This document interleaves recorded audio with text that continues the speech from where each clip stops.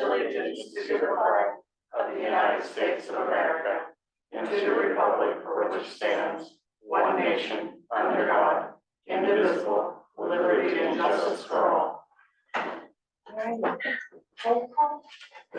Councilmember Thompson. Here. Emily Baker. Here. Farrell. Here. Kathy. Here. Keller. Here. Miller. Here. Mayor Bell. Here. All right. Any additions or amendments to the agenda? We can remove 9B as it was settled at the work session. That just happened. Okay, thank you.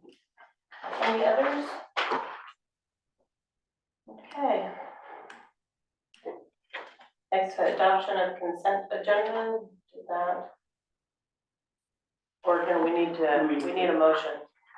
Move that we accept the consent agenda. For a second? I second that motion. Okay, roll call vote.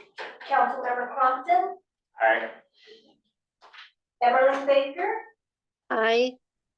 Farrell. Aye. Kathy. Aye. Keller. Aye. Miller. Aye. Mayor Bell. Aye. Okay. Public hearing? No public hearing. Action items, appointment to committees? No appointments this meeting. Okay. Action B, approve IT RFP?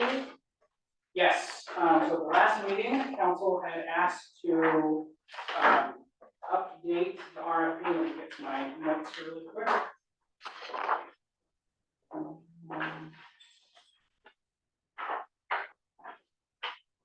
Where to go?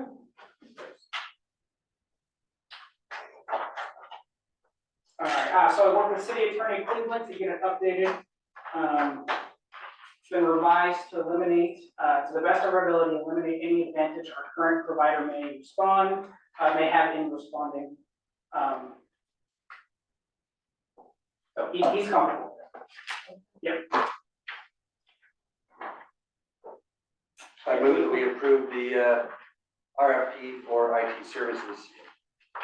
I second. All right, roll call vote? Councilmember Compton. Aye. Emily Baker. Aye. Farrell. Aye. Kathy. Aye. Keller. Aye. Miller. Aye. Mayor Bell. Aye. All right, next, approve OLCC application for Buddy's Barcade at 455 Southwest Wanapa. That is the building next to the post office. Correct. Where the chiropractor was, right next to it, right? Yeah, both Both of them? that whole address is there, that building. Does anybody know what it is? I'm just curious, I've never heard of We it. have the owner right here. We have actually a presentation. I have a presentation for it too. Thank you, council members, for your time. Thank you, Kathy, for I emailed her a lot to make sure I'd be on the agenda, so thank you very much for that. I do have a presentation for you. Cool. So the location will actually be only in the old yard spot, and not both sides. The idea is called Buddy's Barcade is the official name, LLC. We can go to the next slide. Basically,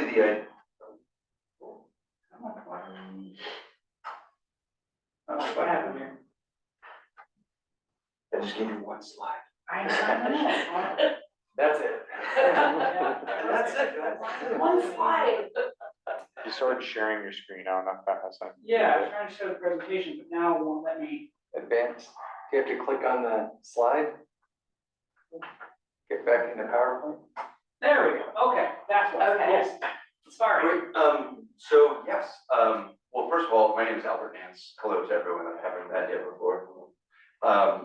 But yes, the idea is that I think that this town would really benefit from a little area that folks, locals and tourists alike, can go and enjoy and have some snacks and play some video games. I see them popping up all throughout Oregon, all throughout Pacific Northwest, and frankly, all throughout the country. So I think having a little place like that here would be beneficial for everyone that's coming through in the summertime, and also during the wintertime when we do have the lulls, things like birthday parties could still be there, and we could still have an opportunity for locals to get out of their house and actually go somewhere else when it's raining and snowing and entertain with each other. So as far as the next slide is concerned, this is kind of the map that I have planned already for the layout. For entrance, I'm currently envisioning a couple of video game tables. Those are like the Pac-Man tables that you have in front with a couple of chairs. Those would be in front area. If that doesn't work, then I plan to just have a couple of tables just in general so people can sit down and eat.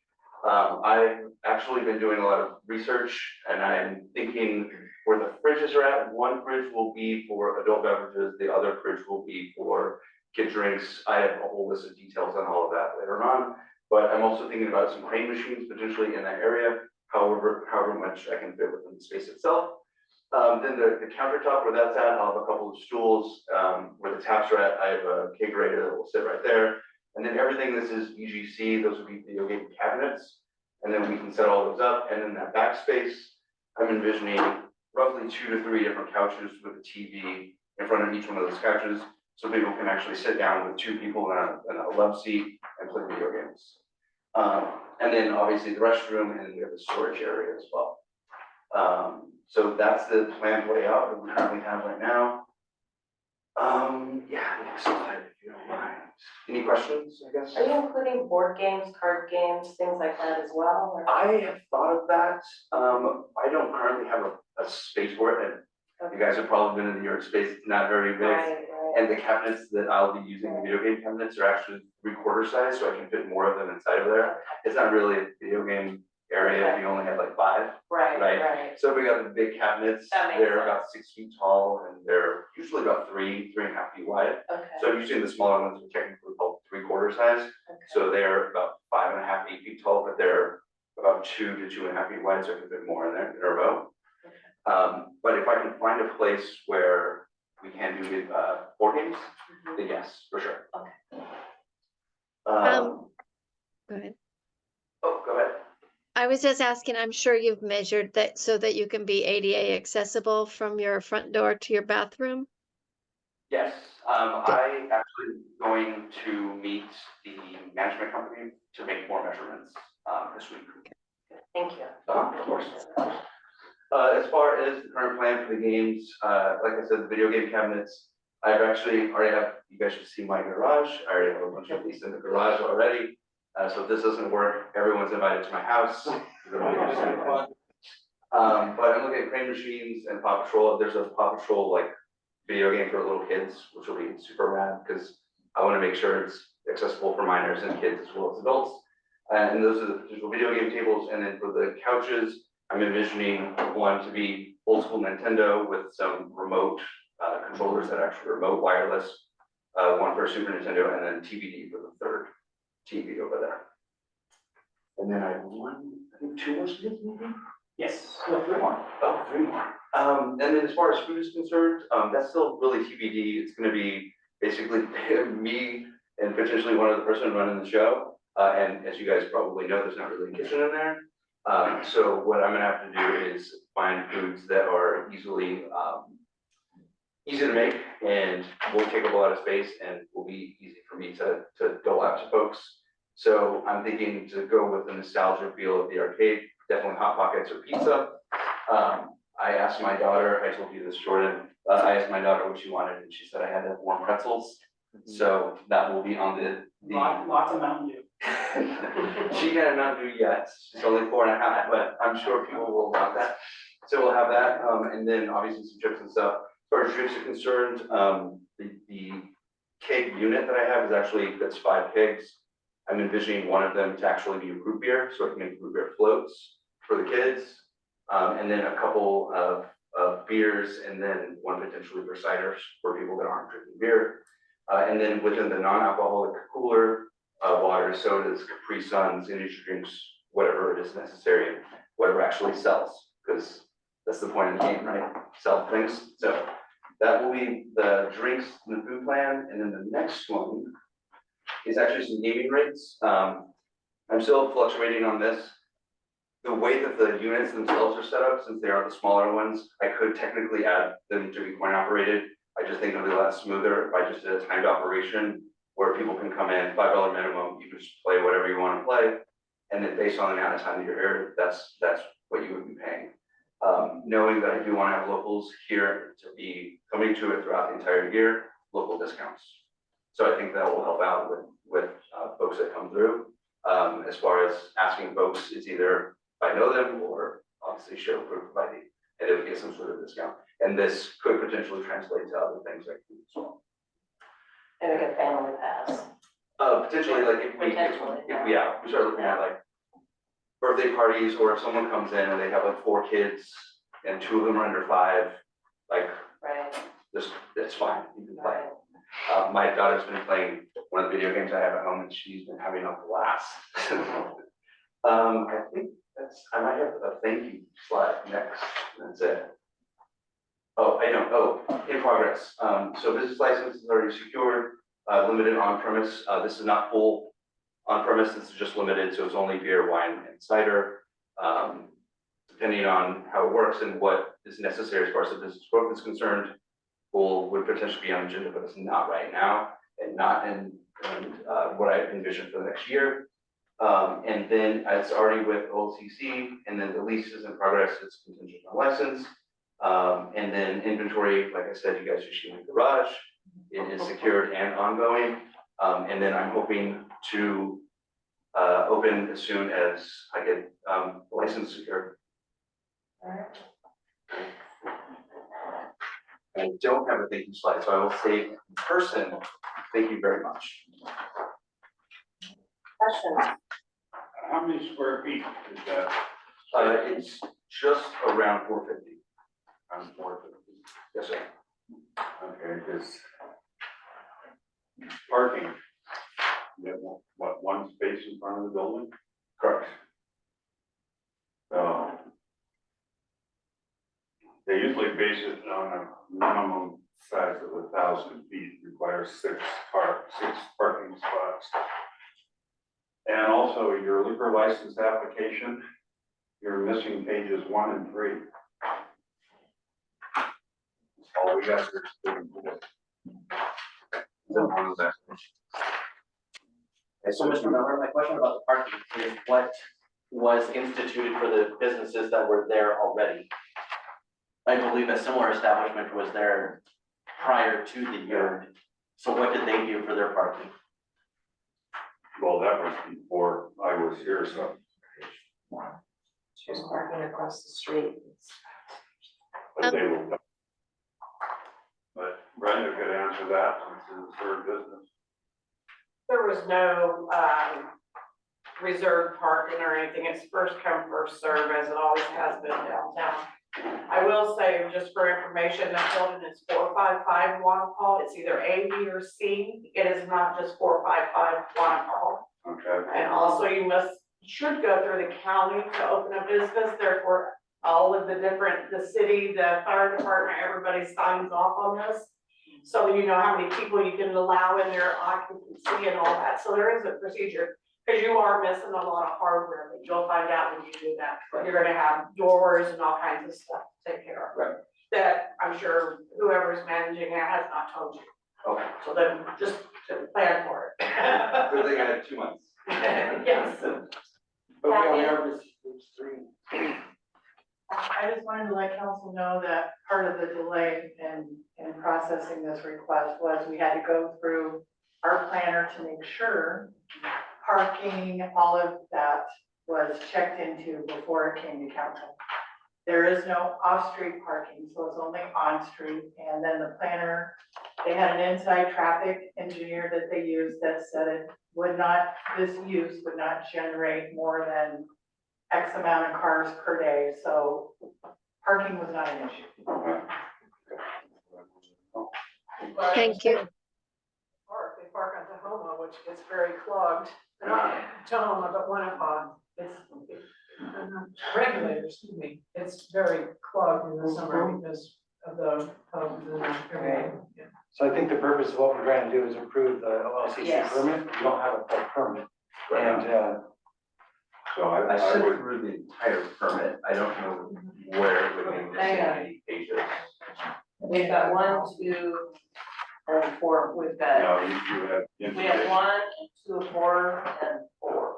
you have the information page, you do not have 1 and 3. So what's page 1 then, Ralph? Page 1, Informs of what type of business it is. Page 3 is application contact name. So is that stuff we don't have that we can approve? That stuff is not in there. But is it what hinders us from approving this? We have the gentleman right here. You don't have the full application. I wanna see the whole application, I guess, before we approve the application.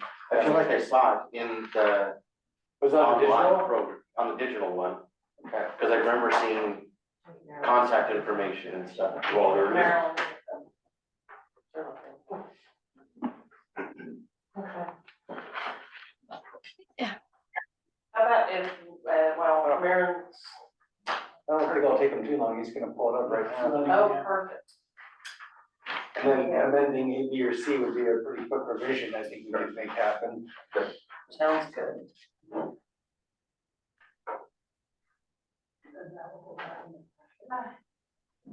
And then we're on 5C, so maybe one up, there you go. I'll look at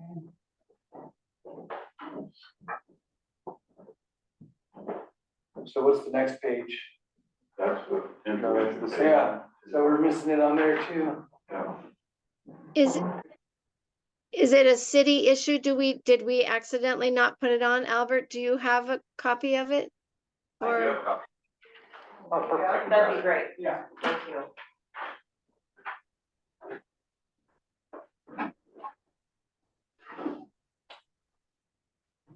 Sounds like it might be. well, that's what's in my packet. Yeah, So I hear the printer. Yeah. I hear the printer.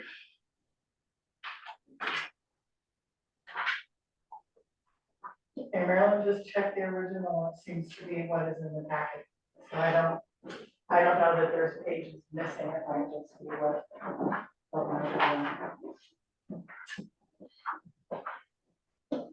So 1 and 3.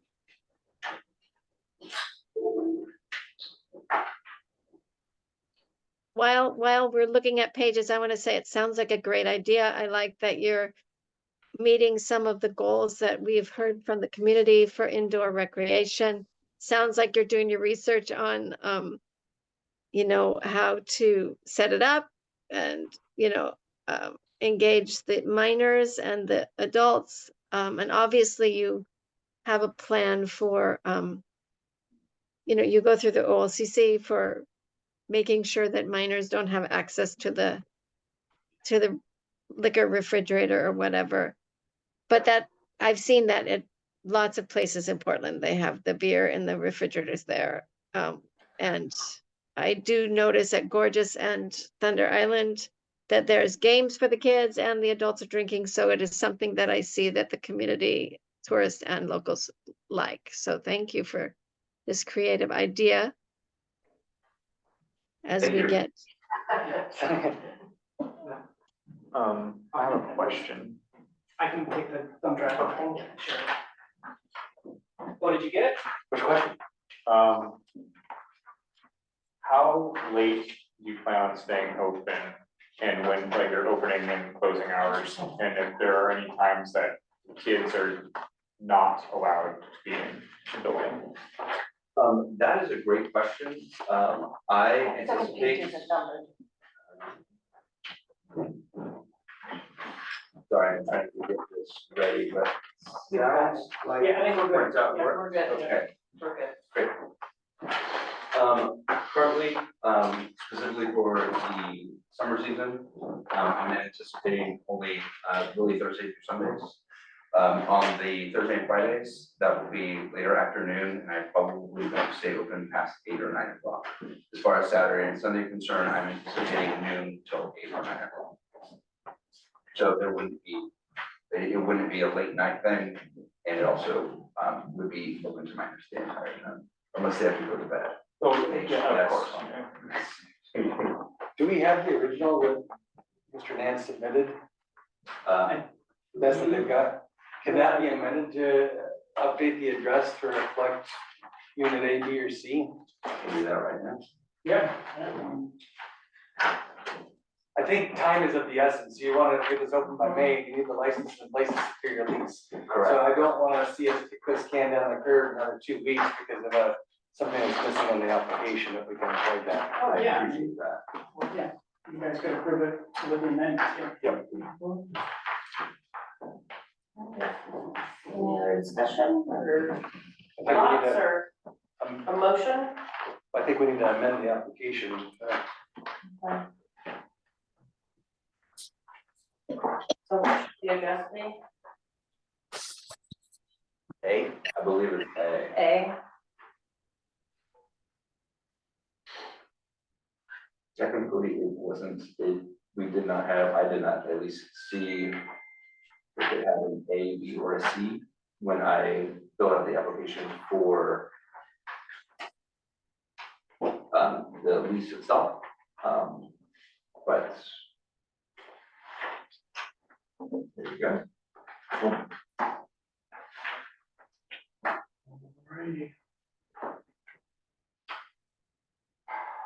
I motion to approve the OLCC permit pending the established A, B, or C unit. The second. Discussion? All right, roll call vote. Councilmember Compton, Aye. Emmeline Baker, Aye. Farrell, Aye. Kathy, Aye. Keller, Aye. Miller, Aye. Mayor Fountain. aye. All right, on to approve OLCC application for, We need to announce that. oh, it passed. Thank you. Thank you all very much. Thank you. All right, approved for OLCC application for Cascade Locks Elementary School PTO event. Taylor? I must recuse myself as she is my spouse. All right, thank you.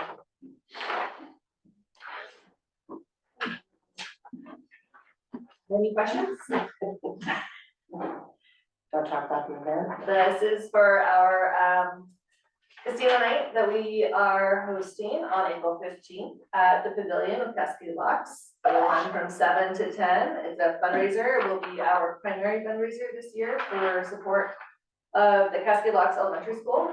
We are requesting that the OLCC license in front of you be approved to better facilitate the festivities and excitement of this adult-only event at the port.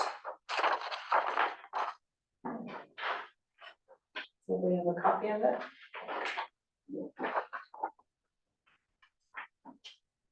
Is there a motion?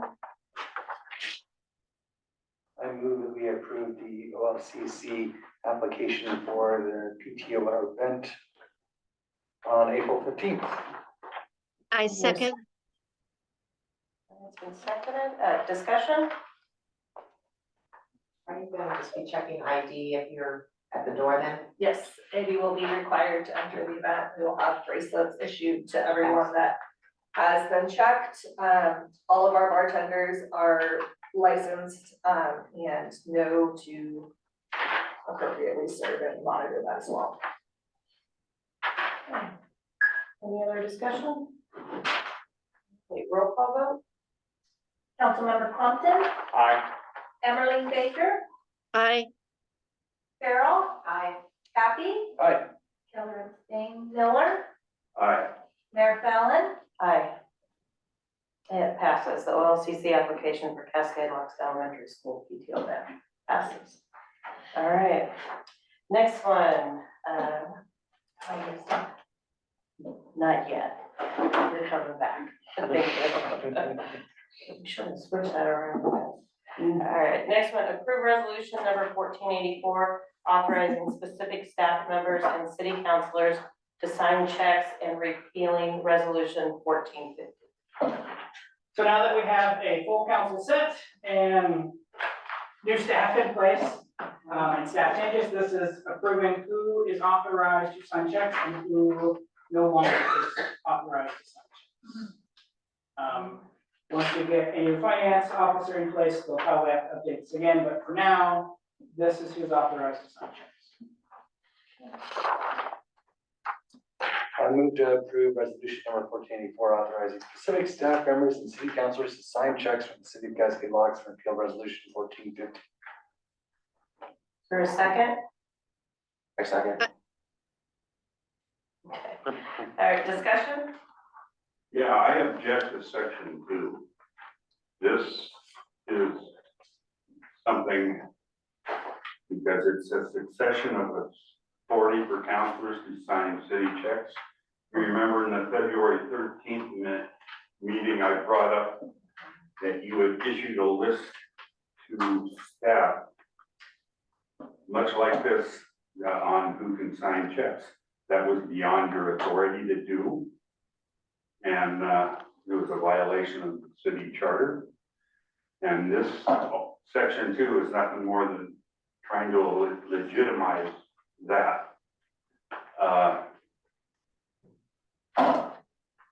This is taking away the duties of our financial director, because it's part of theirs. You're trying to fix a system that's not broken, because it's been, what, 30 years or so that they've ever even done something like that, and in that 30 years, there has been no problems with it. What's the, and I guess, yeah, that's the question I had is, what's the, why do we have adding section 2? What's the rationale behind that? So the thought process behind that is because there isn't any, it's kind of, we've always done it this way for 30 years, there hasn't been a problem. But as mayor, when people are coming up and saying, who's signing checks, why are they signing them? And as mayor, I just believe that there should be some rules, that it would be mayor, if I'm not available, then it's second. So it would be council president, after that, seniority, then it would be. The drama is calmed down. There's only 7 people on this call. Well, wait a minute, I don't know who's talking, hold on. No, you open mic. Oh, okay, Yep. no worries. So anyway, it's just about coming up with processes that streamline things, so it takes out any gray areas, that's all. That's the only reason why it comes up, so. It requires 2 signatures on all checks already, correct? So there's some checks and balances in place. Right. I guess, Right. what's the fear of having it be, what's the problem we're trying to correct? So the problem is, because there isn't any standard practice. It's kind of who's ever willy-nilly or who's ever available. And I just think it's better to have a process, a due process. And I know, Butch, you said, like, because you're retired, you've always done it, you've signed it, which I appreciate that. But, this is not just about me, it's any other mayor, following me, is that it's just, if you streamline it, then it takes out any questions, that's all. It seems like all the mayors before you didn't have a problem. And Well, I just and don't. As far as somebody questioning about who signs the checks, you will see that the list is there of every single counselor is available to sign the checks. So if there's a question who signed the check, it's a city councilor and a staff person. So there's 2 checks on it. This is just micromanaging. And you're interfering with staff. And It's implementing some structure And I'm to it, also- to take out gray areas, that's all it well, I'm is. also concerned of its legality in that it is not authorized in the charter. So. My concerns stem from fraud. And how do you prevent fraud from occurring by having certain stipulations, this, then this, then this? And so if it's stipulated, then there's the accountability of where did this money go? And so now we can go to these people and say, it was these people. I don't feel comfortable doing it, because I don't understand all the processes yet. So why, then the responsibility should be there in a certain order to prevent fraud from occurring. Well, this, same And time, if I may speak, being on boards, there was always a process for who signed the check, similar to this. It was the board chair and then the vice chair and then it is, I agree with Mayor Fallon that it is important to put a structure in place. And yay, that Cascade Locks has operated without a structure and not noticed any financial infidelities. So, but I do think it is important to have a structure in place. It's what is common on boards, and I don't recognize anything I've read in the charter that would disagree with this. So you would have to show me where this was a violation of our charter, but I don't see that. So I like it, add it there.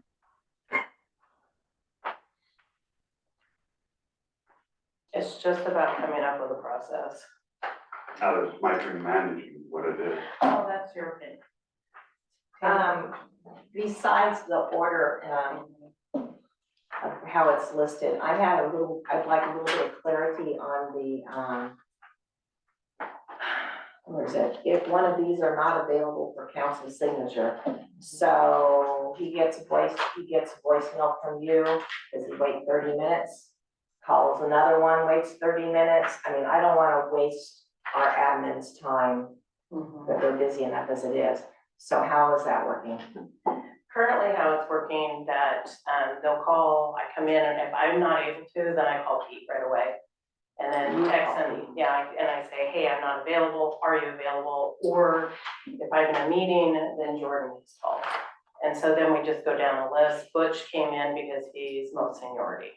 That was our Andy's closer and accessible as am I. Right, So, you weren't on that yeah. all the time, But I so. do, okay, so on a separate note, I know I was the last one to come on board, but, I think I have more experience with council than the other two new members, and I think that I should be moved up, not that I really wanna sign checks, but if we wanna be more accurate with people's backgrounds, going over the checks and knowing kind of where the background is, Right. that would be my suggestion. Right. Could we word it more instead of naming specific people that are in this, and more like name the title? Do that. Because this only works for this, Correct. and then it'd have to be revised. If we want this to be a lasting Document. resolution, then it needs to be specific, like general. General, that makes sense. by title, not by, Yeah, so Right. like mayor first, Right. council then council president, and president. then most senior council, and then in seniority That list makes from sense. there. Well, That then you're makes sense. moving into changing the charter. And What does the this- charter say? The charter, this isn't in the charter. That's exactly why. It's not If in it's the not in charter. the charter, This is then not part of the authority of the mayor. What isn't the authority? If it's not in the charter, then it's up to interpretation by us as the council to establish the processes. So what is it in the charter that says the check writing processes? That's part of the challenge I've seen with the charter. You've got rules, you've got charter, and there's a lot of gray areas. And so my thought process on this is to try and remove the gray areas so we don't run into problems. So I do like the idea, Sean, of just taking out names, it'd be mayor, council president, and then an order of seniority. I like that. That would be just for that section. We still have to update section 1 with actual names. Yes, Mhm. but, Mhm. That particular process of it would be in place. and then if that, like, and also in section 1, if we have names in there, it's gonna have to be continually updated as Yeah. people are moving on and off the council. Right. It is updated every time there's a change. Like I said, when we do hire a new finance officer, hopefully That's soon, gonna get added we're to gonna it. do this again. And I just wanted to say that when we go to sign checks, it's not like we're just signing a check, we're looking for backup documentation, so an invoice that's going with it, and we're confirming that it matches the check amount. And I've pushed back on finance before when I've had a check that didn't have that backup documentation, and refuse to sign it. So, you know, it's not like we are exercising a lot of power or authority when we're signing these checks. Really, we're just signing the checks to pay the bills as they're presented. Does that make sense? Yeah, I mean, but it's just preventing graft from occurring. Right. Yes. And most boards, I know we're not a board, we're a council, but most boards, anything I've ever been involved with, there is some type of due process. It's not collectively, just any one member can do it, especially when it comes to finances. There is a process for it.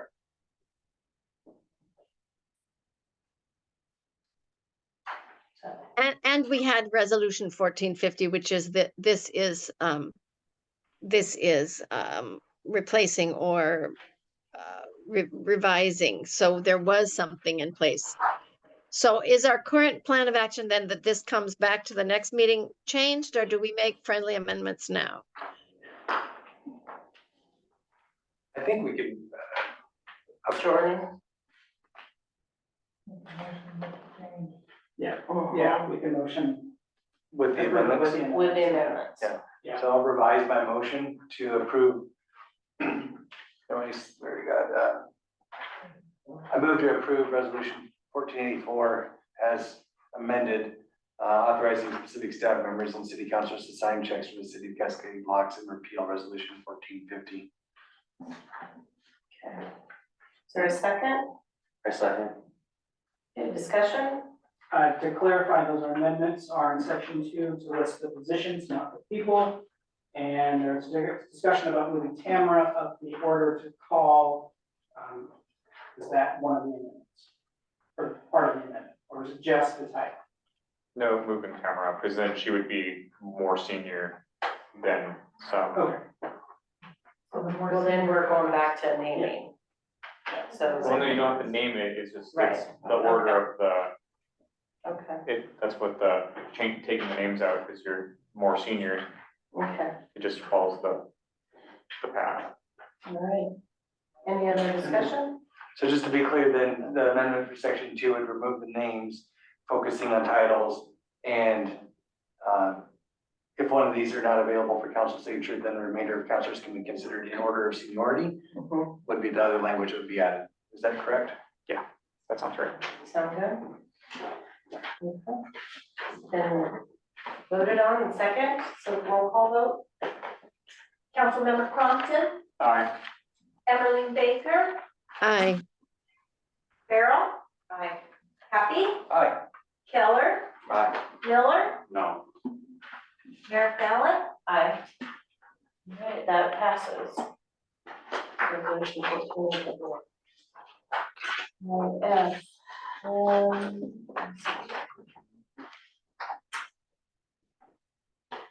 Approve resolution 1485 establishing authority to initiate bank account information changes and repealing resolution number 1283. Yeah, so this approves authorized representatives for the city within our US bank system and our local government investment system. It had been Gordon, Marianne, and Kathy. And this is more kind of housekeeping issue, so it would remove Gordon and Marianne and put me in as others. Okay, is there a motion? I move to approve resolution number 1485. Second? A second. Discussion? All right, roll call vote. Councilmember Crompton, Aye. Emmeline Baker, Aye. Farrell. Aye. Happy, Aye. Keller, Aye. Miller, All right. Mayor Fallon. Aye. Resolution 1485 passes. All right, Cascade Locks PTO and Gorge Canoe Club request for $300 to support local Easter egg hunt. I'm gonna recuse myself. Thank you. All right, now you're back up. Yes, we're here. Okay, so my name is Michaela Keller again, Tori. So we're here to act kind of on behalf of the community to request funds to help support the Easter egg hunt this year.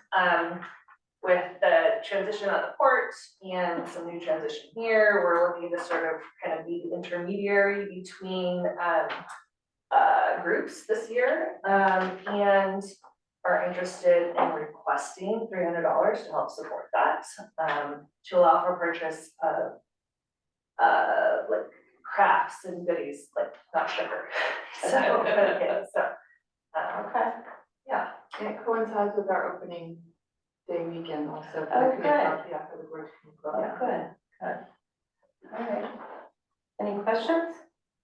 Just, it was an extremely popular event last year. I didn't realize how many kids we had in town until we went. It was so fun. Yeah, we have supplies queued up for 100 goodie bags. For context, the elementary school population hasn't quite reached that point yet, so feels like a good number to go for.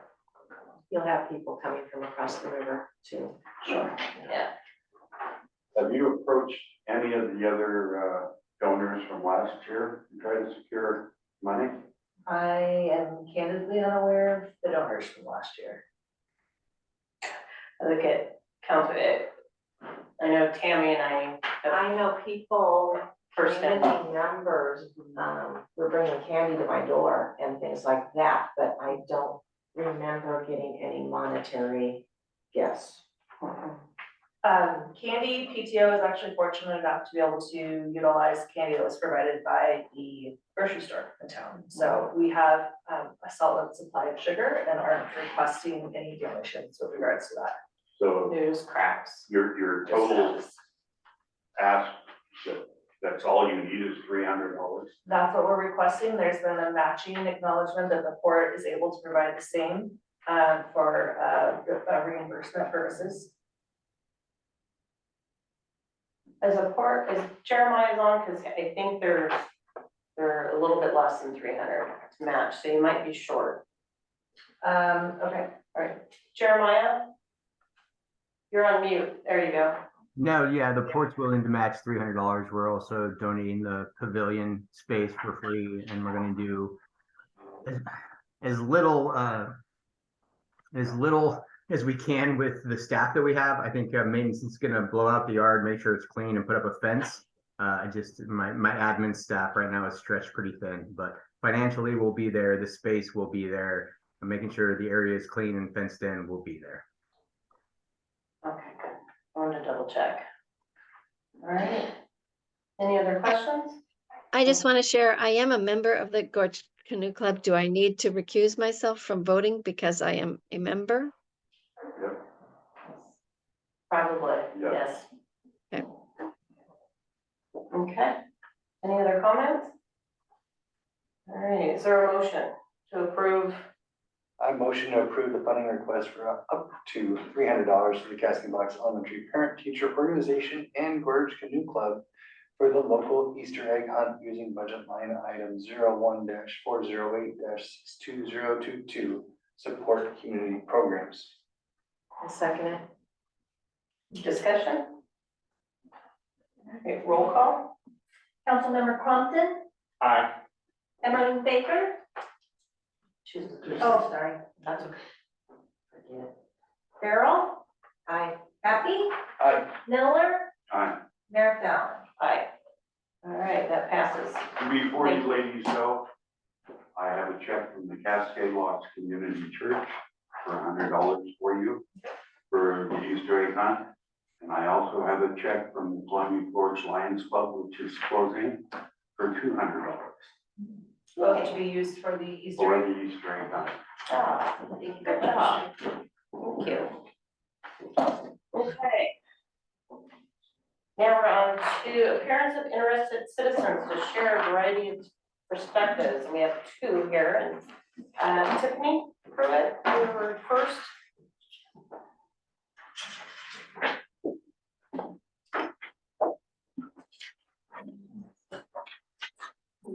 Tiffany Pruitt, City of Cascade Locks. Last meeting when interviewing prospective prospective counselors to fill in a vacancy, one counselor quoted a council rule about working together with the council to better the city. But this council sat in silence when one counselor was singled out when it was requested that their comments at the previous meeting be reflected verbatim in the minutes. Also, at the last meeting, the mayor specifically instructed that the council members ask exactly the same question to each candidate.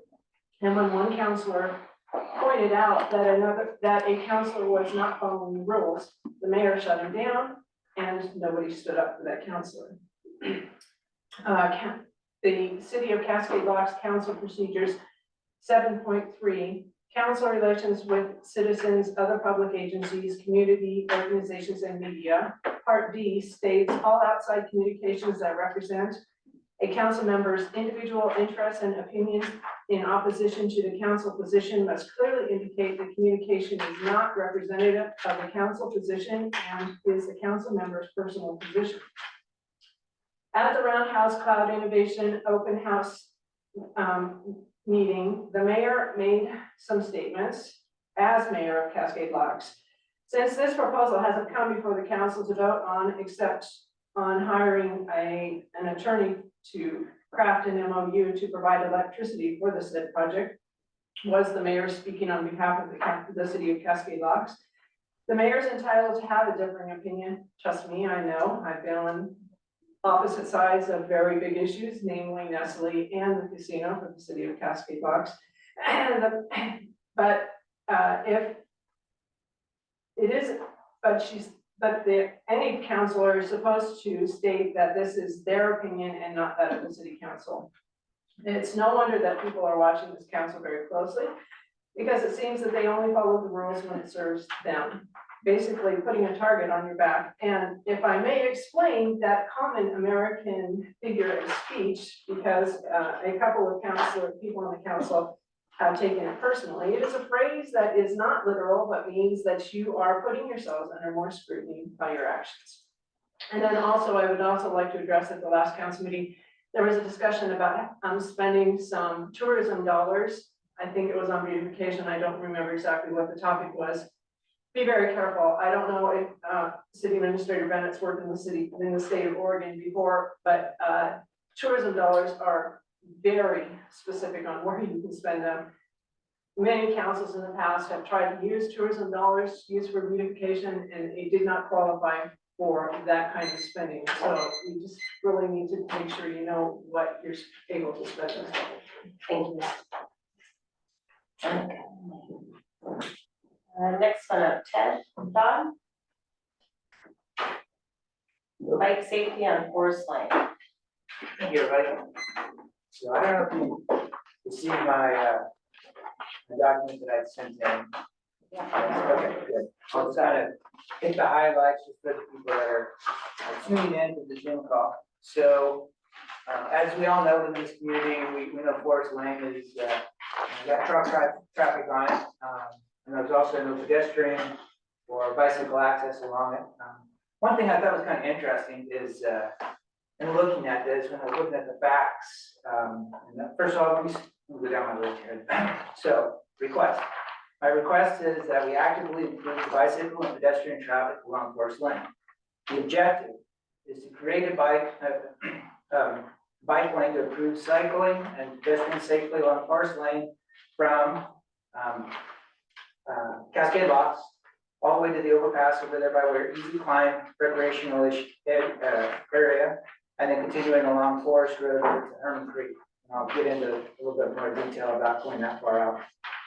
Facts to consider is that the Cascade Locks growth over the last decade or a little bit longer, centralized in one particular area. One thing I thought was interesting is that one area, which is made up of Chehalia, Wasco Creek subdivision, Winsome 1, Winsome 2, makes up for over a third of the population of Cascade Locks. While we've done a good job in creating those communities with sidewalks and lighting and whatnot, we kind of missed creating a safe zone to get them to actually to the town safely without any bikes. Now, I do know that that section along Forest Lane is officially Hood River County is overseeing it. However, I do see that there's things we should be doing to take action. There's at the end of this, there's some different things I was calling out to, as action points. But I think the key thing I thought was interesting is that, you know, when you got 178 homes, when you take that and put that times 3 people, that's about 534 residents. Like I said, it's a third of the population. So the problem is, Forest Lane's a busy road with semi-truck traffic. Also vehicle traffic along Forest Lane is increasing as our community is growing. I've seen multiple times where pedestrians and cyclists are forced to walk in the roadway and cars are having to go drive in the other lane to get around them. Not a safe environment, especially for kids or seniors. The Winsong Community 2 project, which is going to be breaking ground this year, is 45 homes and 135 more people. And that equals to 90 more cars driving along Forest Lane. Cascade Locks, as we all know, is a commuter town with lots of drivers using Forest Lane and frontage road to travel to Hood River, making this section a major travel corridor. Thank you. All right. Thank you very much. So the last thing is, go through and look at the action requested. Those are some things that the kids will take action on. And I think having a unified vote of approval of this would really send a good message forward and also carry it up to the county. Thank you. Thank you very much. Okay. Reports and presentations, city committees. No city committees. FEMA flood map updates.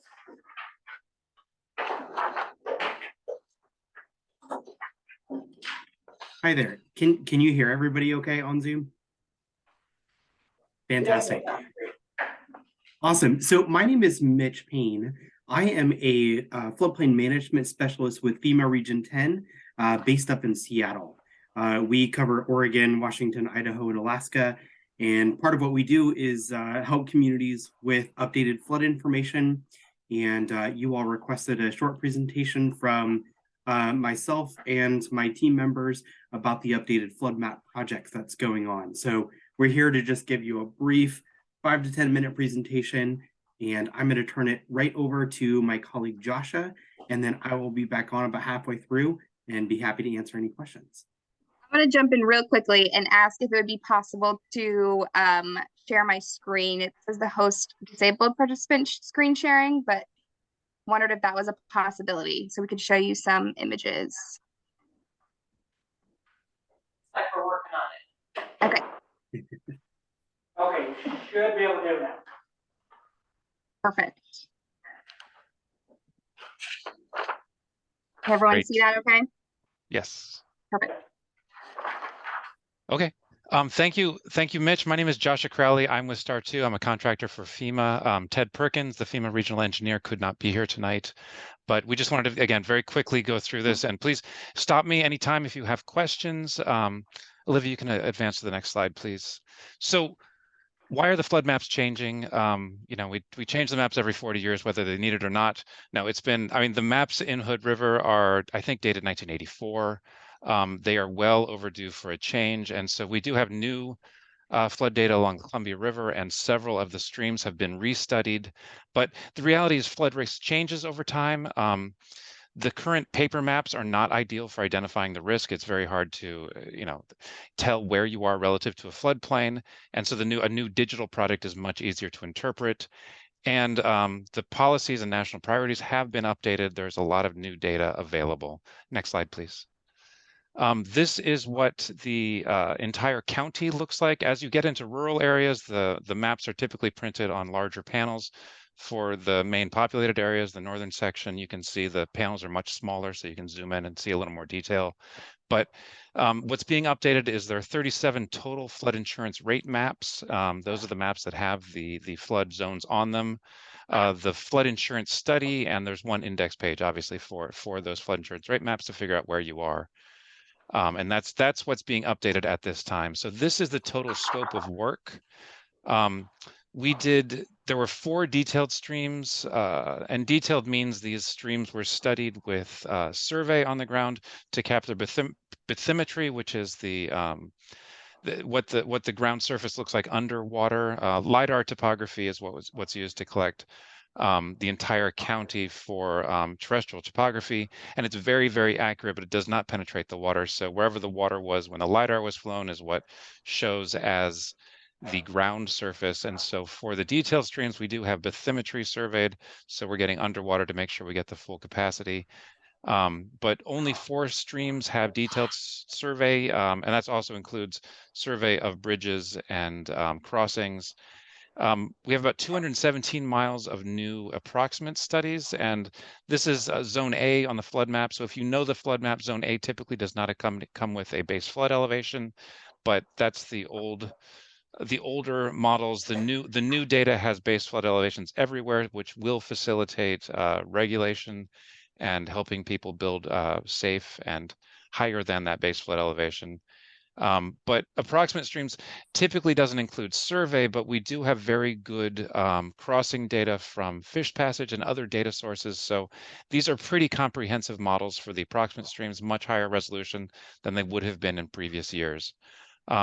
Columbia River is being updated at this time, and that has a big change for the Cascade Locks shoreline. And there are 3 lakes in the county that are being studied and remapped. Next slide, please. I think this goes to you now, Mitch. Sure. So flood maps are really important tools that local governments use to do many things throughout the community. Ultimately, we want communities to be able to have the updated flood risk information to be able to better understand what the true flood risk is across a community. Flood maps are also really important. They help set the price of flood insurance for those who choose to or are required to purchase flood insurance, which I'll talk about here in a second.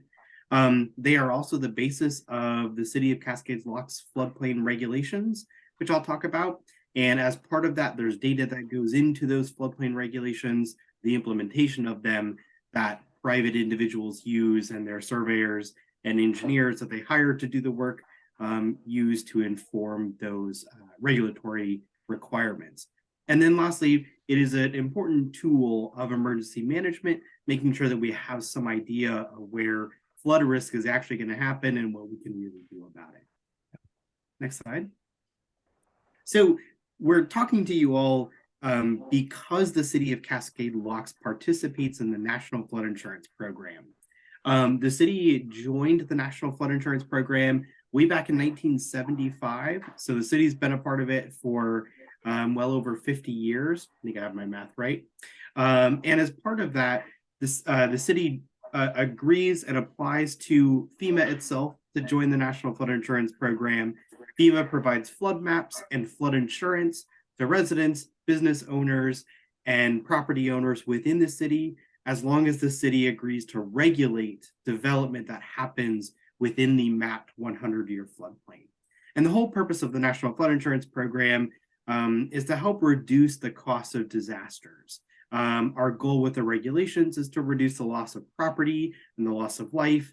And then we are out there providing flood insurance. From the federal government provides flood insurance because it really doesn't exist on the private market very much, and did not exist for the past about 50 years up until a couple years ago. Next slide, please. So the National Flood Insurance Program, as I said, is this relationship between FEMA and local communities to make these priorities a reality. Some of the most important aspects is making sure the City of Cascade Locks actually adopts and enforces the floodplain regulations, which should be somewhere in your zoning code, and it also touches building codes. Some of the key pieces of those regulations include making sure that any house built or substantially improved within the floodplain is built so the lowest floor is above the 100-year flood elevation. There's a lot of details to that, and one of the things that I do and my counterpart at the State Department of Land Conservation and Development is provide technical assistance to, say, the city's planner to help understand, okay, I get that, but how do we actually make that happen with the building that a property owner has proposed? And the goal of this program is really to help make a community a bit more resilient from flooding. There's much more to do besides the minimum requirements here. But the NFIP is our program nationally to help communities be safer from flooding. Next slide, please.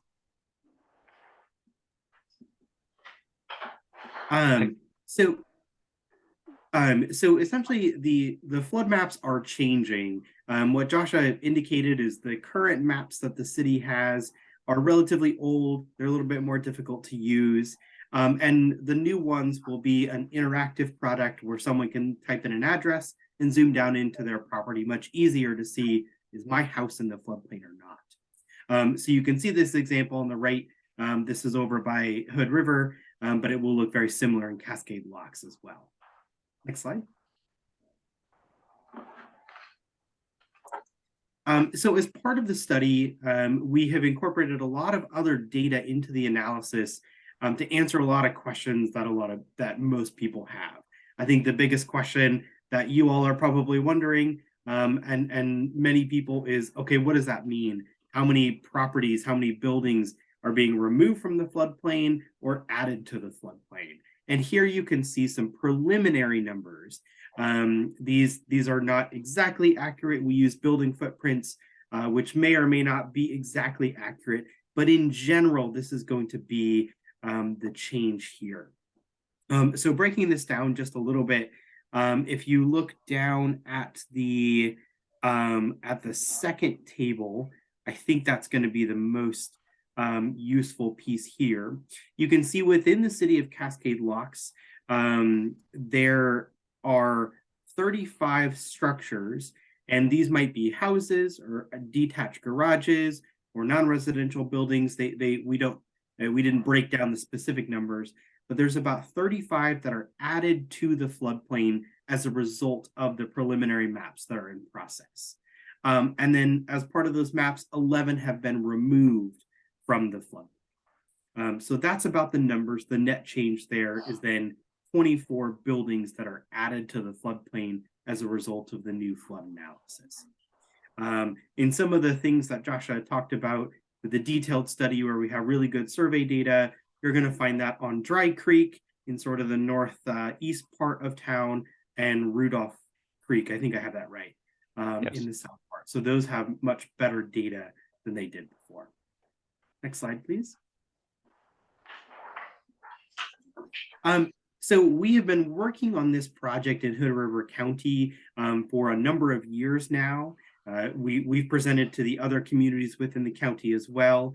And we are right at you see the piece for preliminary maps and CCO meeting. That's what we just did last fall.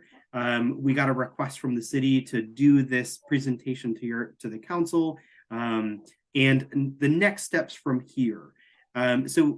These are all approximate dates. In the summer of this year, we're going to start what's called the appeals period. This is an opportunity for more detailed scientific or engineering data to be provided to FEMA to look at. Maybe we got something wrong related to a bridge or a project that's going on. That appeal period is required by the Code of Federal Regulations. It will last for 60 days, I believe. Josh, you can correct me if I get that wrong. It's a 90-day appeal period, but yes. 90 days, thank you. And then once that's done, FEMA will work through any appeals that came in and revise and make any changes that were required as part of that process. And then we'll prepare the last few documents. And you can see there, FEMA issues the letter of final determination, hopefully next summer. And this will essentially start a 6-month period until the new maps go fully into effect, whereby they will become the regulatory underpinnings for the City of Cascade Locks floodplain management program.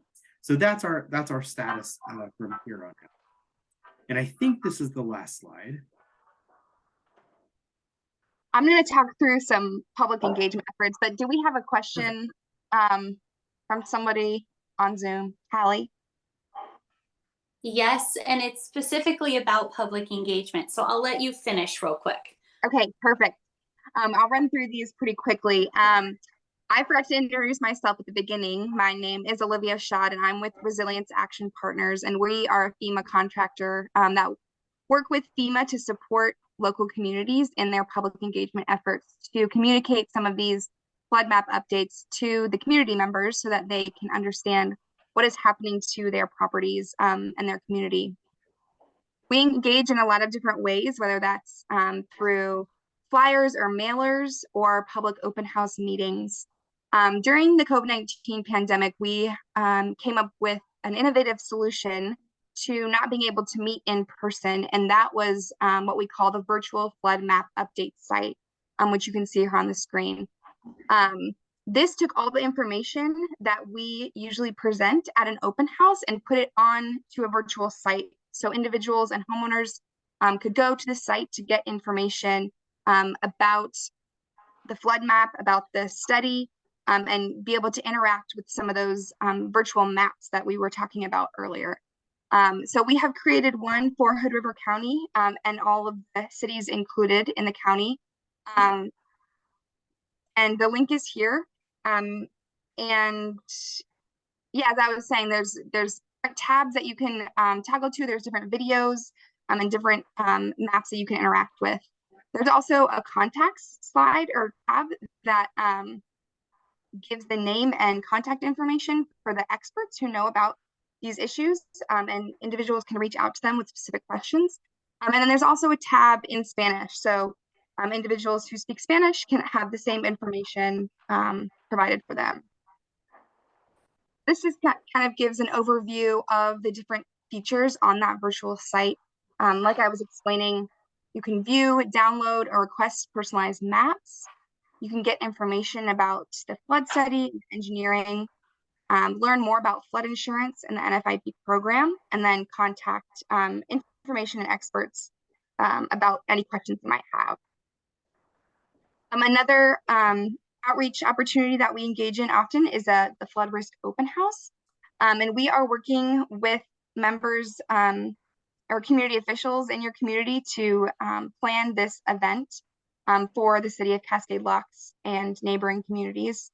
These are just a few of the examples that we bring to the open house to explain more about these flood map updates and a kind of question and answer FAQ sheet that helps provide information.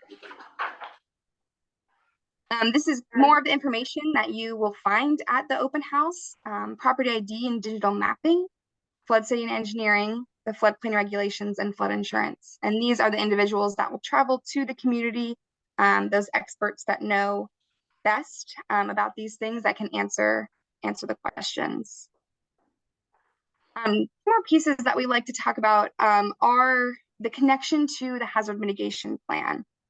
So hazard mitigation planning is another piece of the puzzle to increase a community's resilience.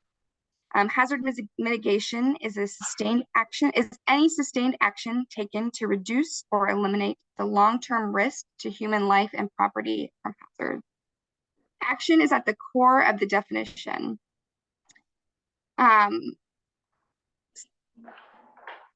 Action is sustainable when the local community driving that action builds the capacity, knowledge, and understanding necessary to successfully advance action.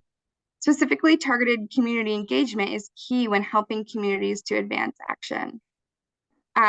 Your hazard mitigation plan can be used to improve your community's resilience. The tools and updated maps can feed into your hazard mitigation plan by helping to identify and assess risk. The Hood River County plan expires this November. So something that we just like to draw attention to is the new policies that go into effect in April 2023. So those things will just have to be considered when that plan is updated. But one thing that we like to point out is that one of the hazard mitigation goals in the 2018 plan is to enhance public outreach and education programs for all hazards. So this public open house related to the flood map can count towards that goal of that hazard mitigation action. So that's just something that we like to point to. So what's still to come in your community? We're going to continue to engage with your community members to inform them about these flood map updates. And then, as Mitch was explaining earlier, we will move into that comment appeals period. Does anybody have any questions? Am I okay to something now? Hallie? Hi. Hey, this is Hallie. I'm a local real estate agent, and I'm so grateful to hear that you plan to engage in some, community outreach. Open house is a great idea. Of course, this is so important, and I'm really grateful that the maps are getting updated. I just, from a homeowner's perspective, want to note, and maybe this is more a note to council, that if anyone is unaware, flood insurance can be a really significant cost to homeowners. And I've seen many a times buyers have to, terminate after being under contract because they all of a sudden don't qualify for their home loan because the flood insurance is too expensive. So I think it's just really important for everybody to go into this kind of with the understanding that for those now included in this really important mapping system, it's going to be a pain point for a lot of existing homeowners. And this is just an opportunity to be really courteous, because this could be a really significant change to their monthly expenses that I think we should all be aware of. Thank you. Comments, questions? Jordan Bennett, City Administrator here. One question about the regulations. Does the city's participation in NFIP, since the county oversees building codes, if the county's building codes do not meet your regulations, does that mean the city of Cascade Locks is not eligible to participate? That's a good question. So the city will have its own floodplain regulations that should have the building related features within it. And it's really up to the city and the county to determine who's going to implement and particularly inspect which parts of the building code related pieces. I admit I'm not super familiar with the practices within Hood River County specifically, but it's definitely something that we can have that conversation on and make sure all the pieces are tied together. This is a pretty common thing across the state of Oregon, and most communities have a pretty good handle on it between the community and, say, a county, if the county does building codes. And at the end of this process, after what's called the letter of final determination, when the mapping is set, when all the appeals and comments have been resolved, there is the adoption process, which is a 6-month period dedicated to ensuring that the codes are up to date and compliant. So we'll help you look at the codes. Advantageous to get ahead of that, because sometimes 6 months is not quite enough time to fix everything. But my office and FEMA, we can all help get everything in line, and obviously that 6-month period is dedicated to that final step. Thank you. Kevin? Besides people's home insurance, will there be changes that are made to people's property taxes in reference to this? Yeah, so that's really up to the tax assessor. Nothing specifically from the FEMA flood maps changing directly affects anything. It's really up to the assessor as to whether that's factored into the assessed values of the properties. I think in general, we often don't see as big of impact as people might think when a property is, say, newly mapped into the floodplain, but it really depends on the local conditions. And it'd be probably a good question to bring the assessor in on. Thank you. I had a question for you. You talked about community engagement. So can you talk a little bit more about that? And then is there a link for people to go to where we could maybe post? And then also the new properties that you identified, are those properties aware that they're newly possibly identified in the floodplain? Yeah, so we work closely with your community officials to kind of gauge the best way that they want to conduct outreach in the community. So we are working through some of those methods now. So we do have targeted mailers that can be sent out to people who are mapped in and people who are mapped out and people who experience no change in the map. And so a lot of the waves of outreach can be targeting or pointing people to that virtual resource, or directing people to come to that public open house. So we can do things through the mail or post things on social media.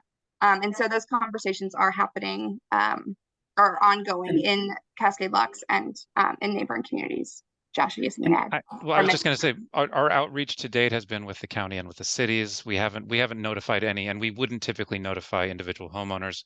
We would typically help communities identify the properties, using something like a parcel layer, how that intersects with the floodplain, the effective floodplain and the new proposed preliminary floodplain. So we would help you identify the people that would need to be would serve, best serve to be contacted, and help you with the messaging. And obviously any of this is shareable, it's preliminary, it's public. The intent of this whole process is to be as open and transparent as possible.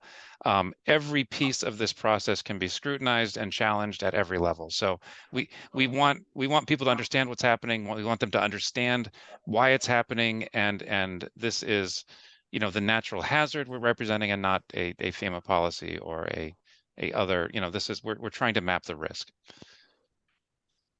So, and typically we would assist, we'd hope to have the public meeting earlier this spring. That is going to be delayed till summer, possibly fall.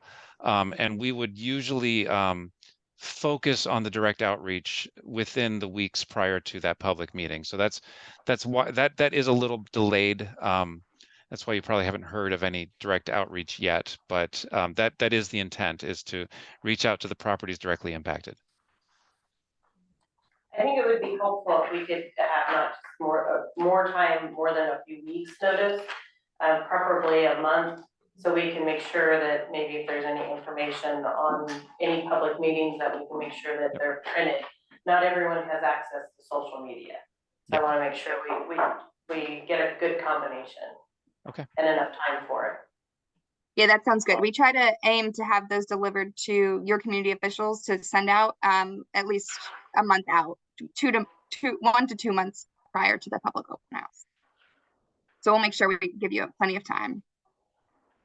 Sean? When is this map updated and available? So could people go on right now and see if they're on this new floodplain map? Yes, the story map that Olivia posted is live, I believe, and there is their view. It's a little complicated because the current effective mapping in Hood River County is on paper.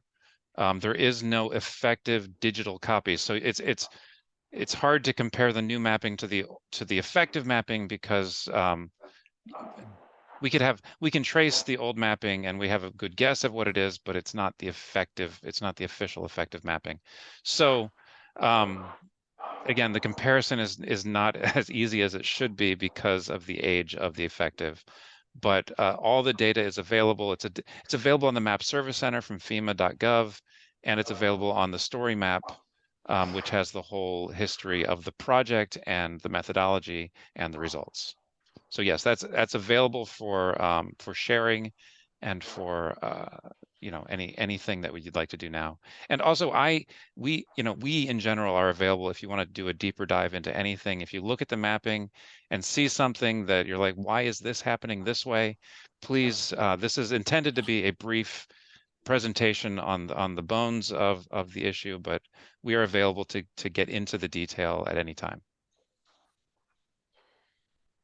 I remember pretty happy. It looked like, according to your presentation, there was addition of 35 homes were being added to the flood map and 11 that were being removed for net change of 24. Is that correct? Yes, I believe so. And again, that's an automated comparison based on existing building footprints, and a human getting into the details and really scrutinizing the map would possibly come up with a slightly different answer, but that's a good guess. It is a slight increase, a net increase in properties impacted.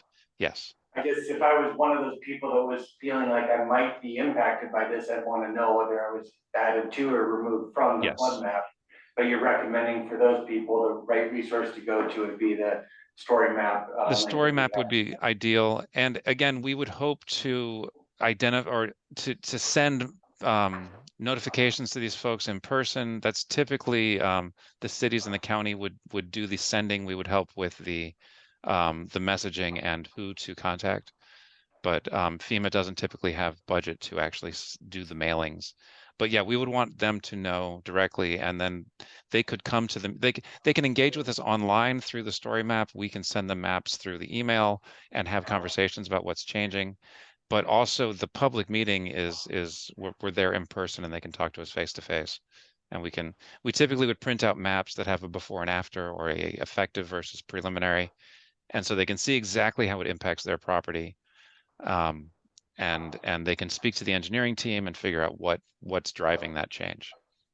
Is it possible that we'd be able to notify those people before the public meeting? I guess if I was one of those people, I wouldn't want to be notified when the changes been put into effect. And it's too late to. Yes, absolutely. And we can even give you the GIS data. Yeah. Yeah, it's really up to you all. Again, we're happy to help provide those materials, but ultimately it would need to be the city sending those out. Thank you.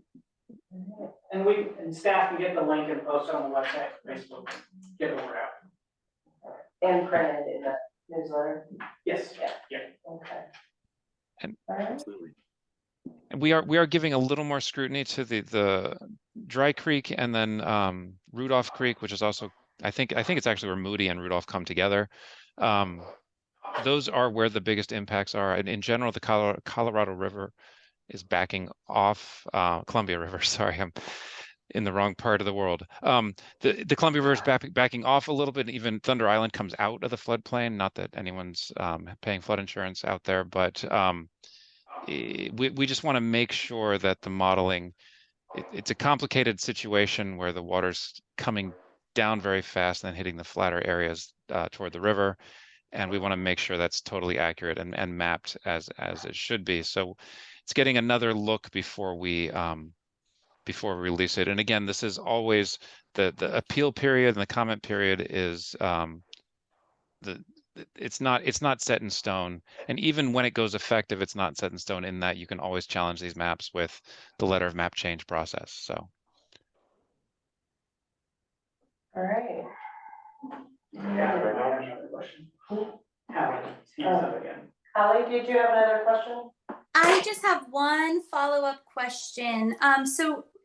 During the appeals process, I know I had some clients in Skamania County go through that process and ended up needing to hire their own engineer to do an elevation certificate. Okay. Is that part of your process? Will the individual homeowners need to hire their own professionals, or will you provide that service? Well, so an elevation certificate, that would be the homeowner's responsibility because that's someone surveying the elevation of their home.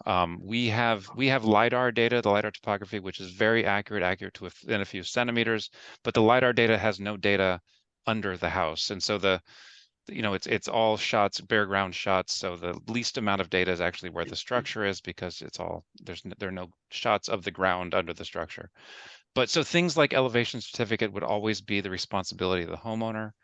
I could get into detail and I'm happy to talk offline too, but in general, we would need actionable scientific data to change the map.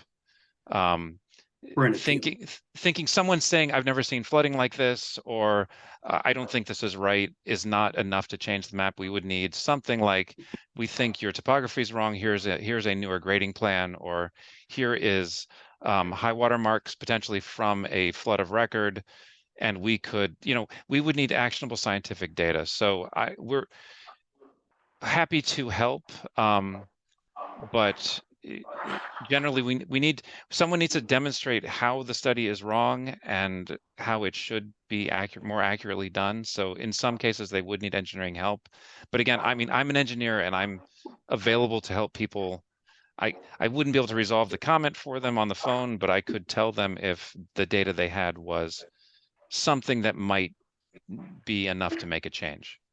Yeah, that no, makes sense. that makes so much sense. My question really is more about specifically about the appeals process. Is the expectation that the homeowner will front that cost to do their own findings, or will FEMA support that appeals process? That could be pretty costly. FEMA does support it in that a full appeal, anyway, I could go on for a very long time, but a full I think appeal, FEMA will make changes with actionable data submitted. And so the changes to the modeling and the mapping is the kind of thing that FEMA would be able to assist with, but the homeowner would need to provide the data that we would use, if that makes sense. I'm sorry, Mitch, go ahead. I think in general, most homeowners with, of a house, single family property don't have the ability to submit an appeal just because there's not the data specific to that house. Appeals usually come from the city when a bridge has been replaced during the study period. So I think, Hallie, what you may have seen with some of your clients is actually what happens when they're going to build a new house or get flood insurance or do an improvement to their property. The city or county may ask them to do an elevation certificate to verify compliance with the regulations. So two kind of separate things. Most homeowners don't ever really get into the appeal period just because the technical data is such a high bar. Thank you so much. Thank you. Any other questions or comments? All right. Thank you so much. We appreciate it. Yeah, thank you all so much for having us. Thank you. Thank you. City report. So we've had electrical department, public works, and fire.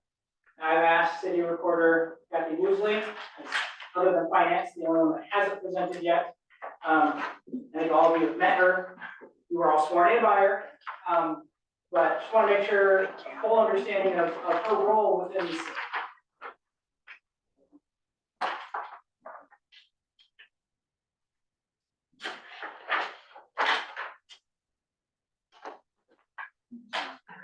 Pretty extensive.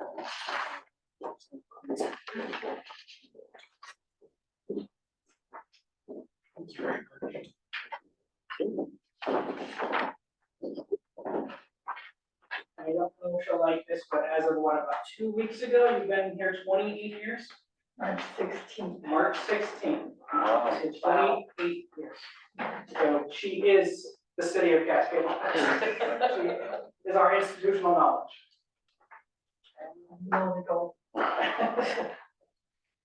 Okay, so when Jordan asked me to do this, and I did it once before and just kind of briefed over it. I was trying to, anytime something came up and I was doing something, I thought, well, I'll just put it down on the list, and I'm sure there's things I missed, but just kind of a general idea of what Marilyn and I do, take care of for the city. That's a big list.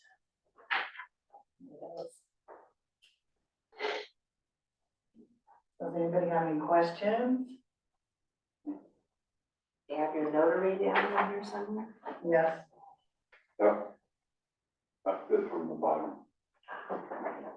Is there a charge for that? No, there's not. So with the departure of our finance director, has your role changed slightly in the last few weeks? Yes. More than slightly. Can you expand on what additional responsibilities you've had to take over, I guess, to kind of bridge that gap? Well, I will say in the past, I was doing accounts payable ever since the accounting clerk left. And I assisted with payroll to try to free up time for the finance officer. And then when the previous finance officer retired and this one came in, I offered the same assistance. I can help you do this stuff while you can concentrate on other stuff. And that didn't happen. So of course, when he left, then, somebody has to do it, so. Right. Yeah, I'm doing that. So again, it's accounts payable and payroll, is that right? and then making lots of notes for adjustments and those kinds of things. What do you mean? Well, if there are any adjustments to make somewhere, which there's been things that has come up, and I'm just keeping a list, and we'll have the now CFO people look at it. Because you're limited with what you can do in your capacity. So there's some of the things that have to be executed by the finance officer and the CFO. And time. And I understand. We're adding to the training manual. Things to know. Well, those those documents are in place actually, but it's what one person writes down and how to do it can be interpreted in a different way and done a different way from somebody else, which we've discovered that too. Anybody have any additional comments or questions? Thank you. Yes. Thank you.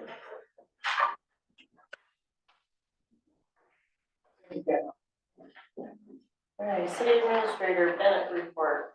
Okay, I'll start by the next thing actually in your packet is, the statement of economic interest. Any city councilor, or planning commission, or, city executive, have to file a statement of economic interest with the State Department of Justice. Will they be getting emails, Kathy? They should have received their emails. I got an email today from OGDC, and there were 4 or 5 that have completed theirs, the rest have not, and that includes planning commission as well. Okay, all right. They're really persistent, if I remember from last year. If you haven't done it, it's pretty hard to ignore. But those notifications do come to our city email, so. Okay, yeah, and so, yeah, the step-by-step guide is in here as well. I got 1 email. I haven't had any follow-up emails, but I received one. I've had 5. you've gotten 5.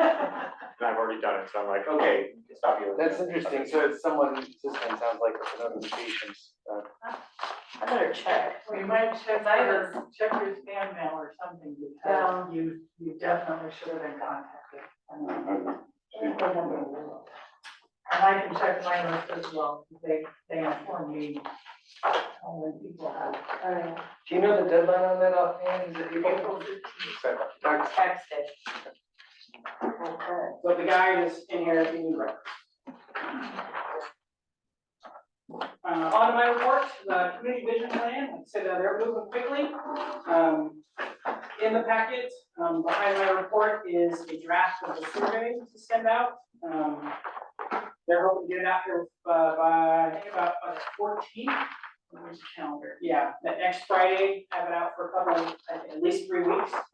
So I want to get council's eyes on it, and questions on the questions, and then what to add, should be changed, kind of broken down into some basic parts.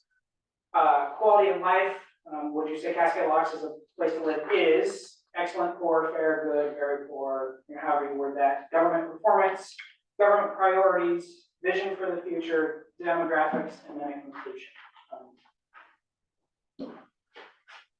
So are they mailing this out when you say get it out? What's their plan on it? However we want to do it. So we can do a link on Facebook, on our website. We can do a QR code on our newsletter. We can print out hard copies. Mailing them would get expensive. I mean, we could put them in with our utility bills. But those are going out this week or this Monday. When do we put those out? You should go out on Friday. On Friday. So if you guys are comfortable with it, do it next Friday. There's a couple different ways. I know there's a lot of from this last power shut off, there are a lot of individuals who don't have internet or they're not online at all. So something hard copy printed. Oh, yeah, well, at least have them here for people to pick up. We could have them out at the post office. Right. Set them out there for the public to pick up. And are the surveys, are they anonymous? I mean, how do we make sure that the people are filling out the surveys are residents of the city? Yeah, they'd be anonymous. Yeah, that's a good question. I can ask. I'm not sure why you fill one out if you don't. But people do weird things. And how do we make sure if we want multiple ways of getting these out, mailed with utilities, the code, how do we make sure each person only fills out one? Are they numbered? Are they? I don't, Yeah, and I think that was something else we talked about too, is it one per household or is it one per resident? You know, how do we determine, you know, I guess there's some things, I guess we need to nail down with the people that are administering the survey, I guess, on how that's going to be conducted. I guess that they'll do some statistical analysis of the results and the demographics that they get based on the city demographics and come up with results based on that.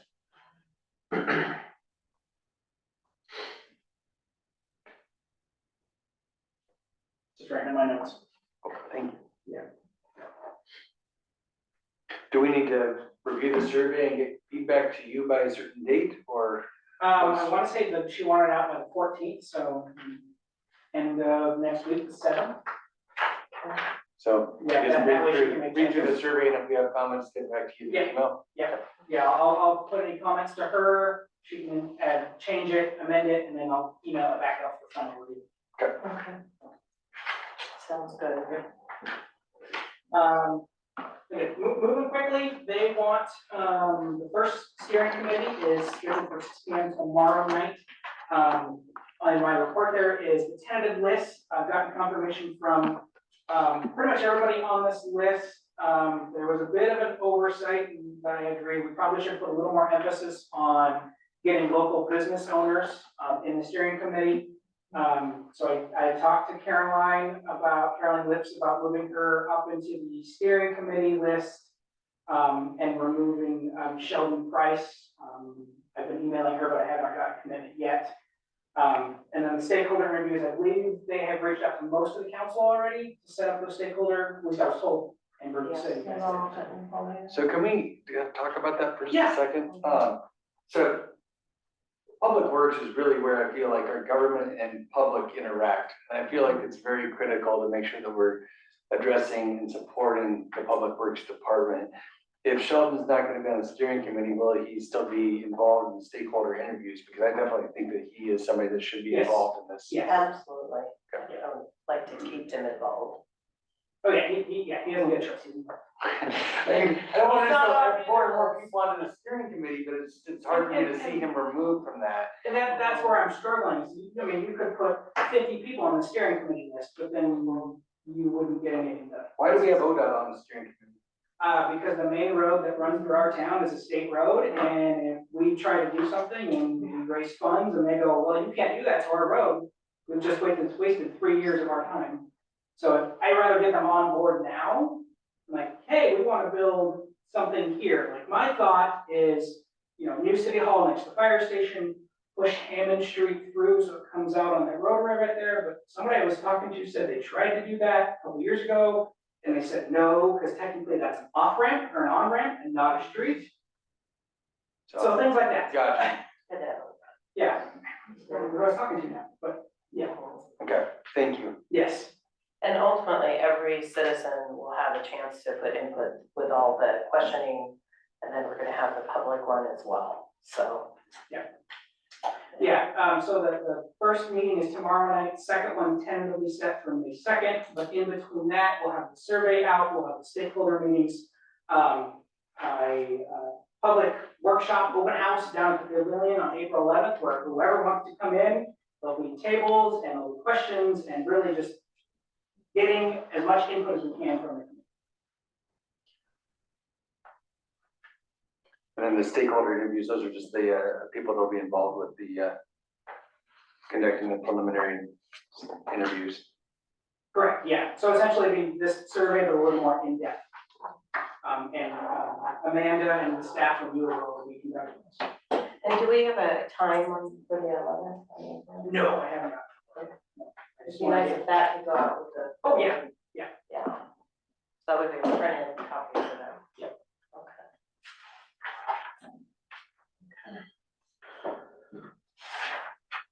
Okay. Any questions?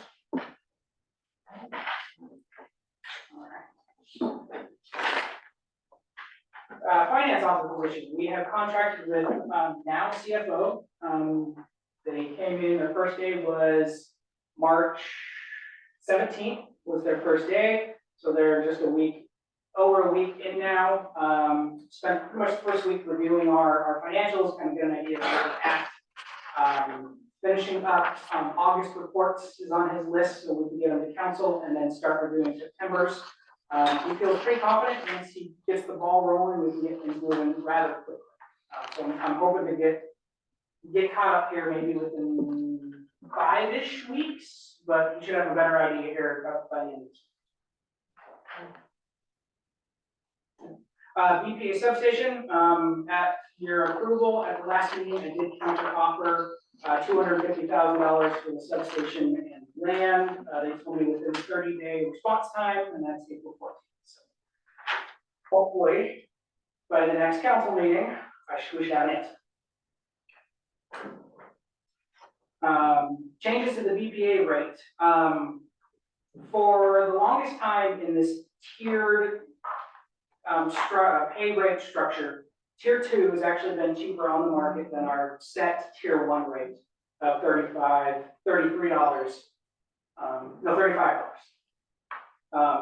This year's changing. It's more than doubling. We're almost doubling to 63. And as it notes, if we use the exact same amount of power this year or next year as we do this year, we'll pay an extra $570,000 just for those Tier 2 prices going. So I've talked to BPA, I've talked to our engineers.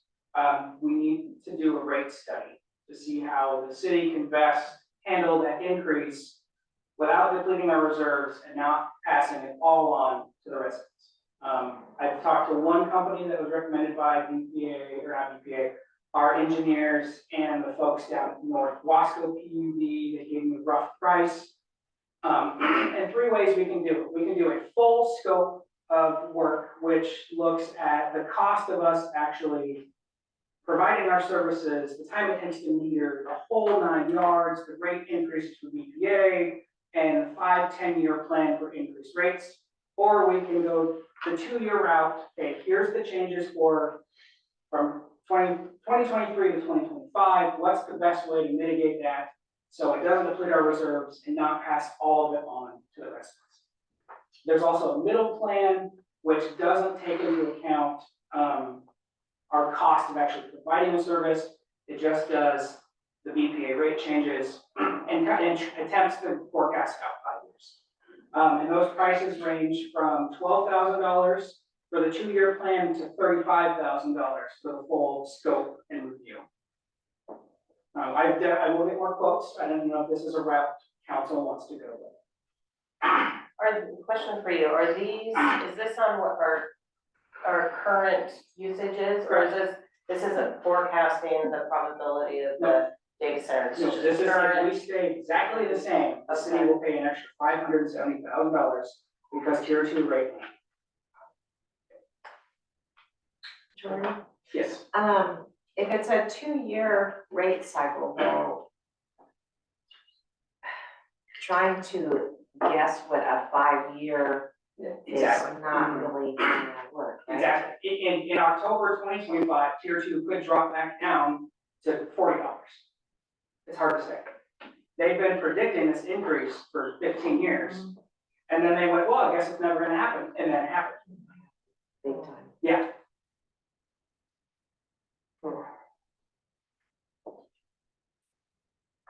That sounds like a lot of money. It is a lot of money. It's a lot of money, yes. I mean, we have reserves, but I mean, that's a lot to hit. $570,000 a year. Not to mention any increased load that comes in. The second paragraph of this is kind of talking about these new loads. We forecast loads for those 2-year periods. So let's say the business comes in, they're expecting to use 4 megawatts for a random number. We essentially pre-pay for it. If it's not used by that, it goes back on the market and then we pay the difference. So if we buy it at $63 and they resell it at $50, we only pay $13. But they could resell it at $70 and we get a $7 credit. that we would be paying on power we didn't use. If it didn't go in, we didn't use that, right? Well, if they're able to resell it, Right. we'd essentially be making money off. I have a question. When you're saying 35 and 63, are you saying, is that for the kilowatt? You're saying you're saying $63 and. Oh, sorry, megawatt hours, sorry, yes, sorry. Why is there a sudden like doubling? Do you know if EPA is having some infrastructure rebuilding and they're just pushing their power? It's just, from my understanding, it's just a demand increase, but I don't know the exact reason behind it. I mean, like, the river's not changing its flow, not really, so.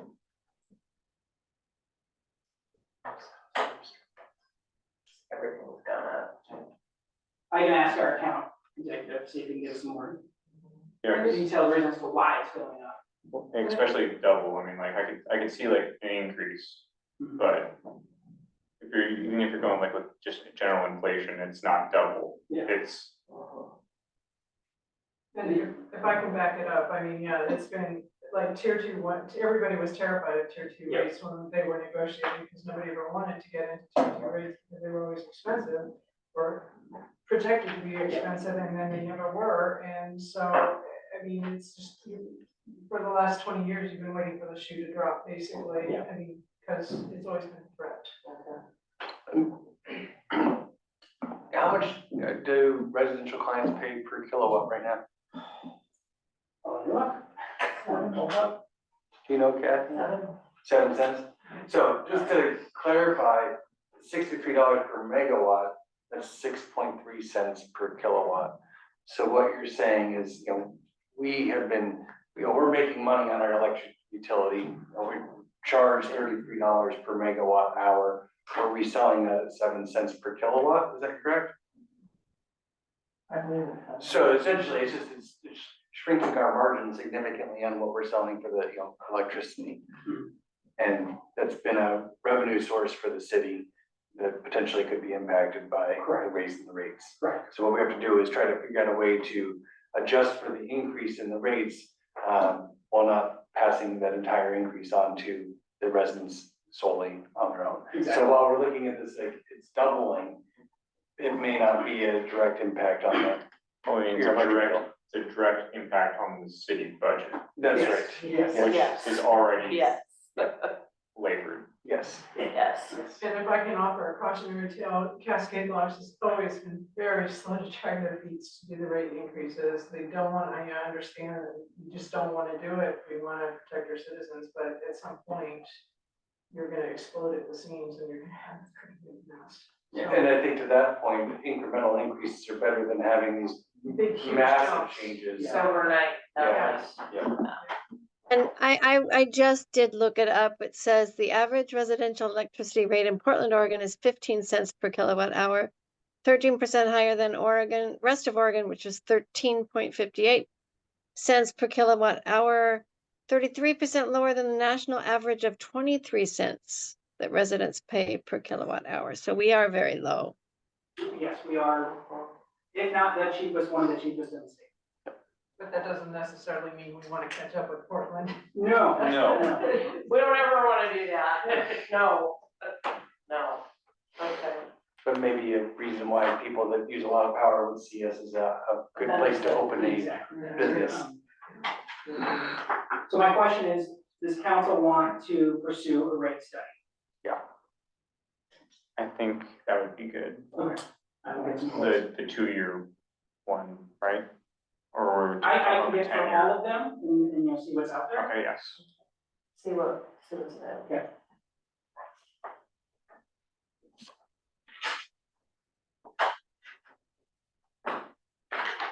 Okay, travel meeting recap. I attended the Roundhouse Open House.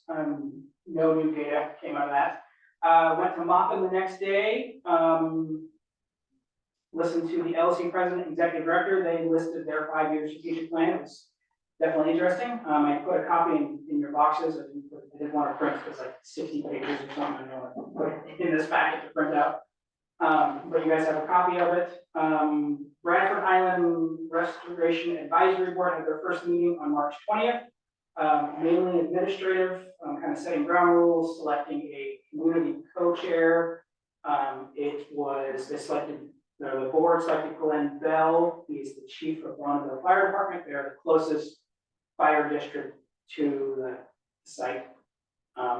So the way it's set up is somebody from Corps of Engineers is a co-chair, and there's a community co-chair that switches every 2 years.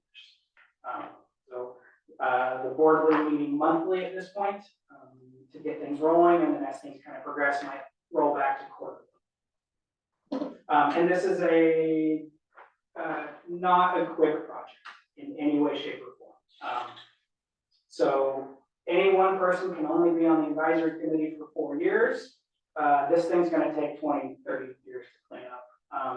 The goal of it is not to have like, well, here's our recommendation, and we're done with our committee. This is a living committee who will make advisory decisions based on community input as things progress. So if they're cleaning up and they find something, they will let us know, we'll get input from the community and make recommendations as it progresses.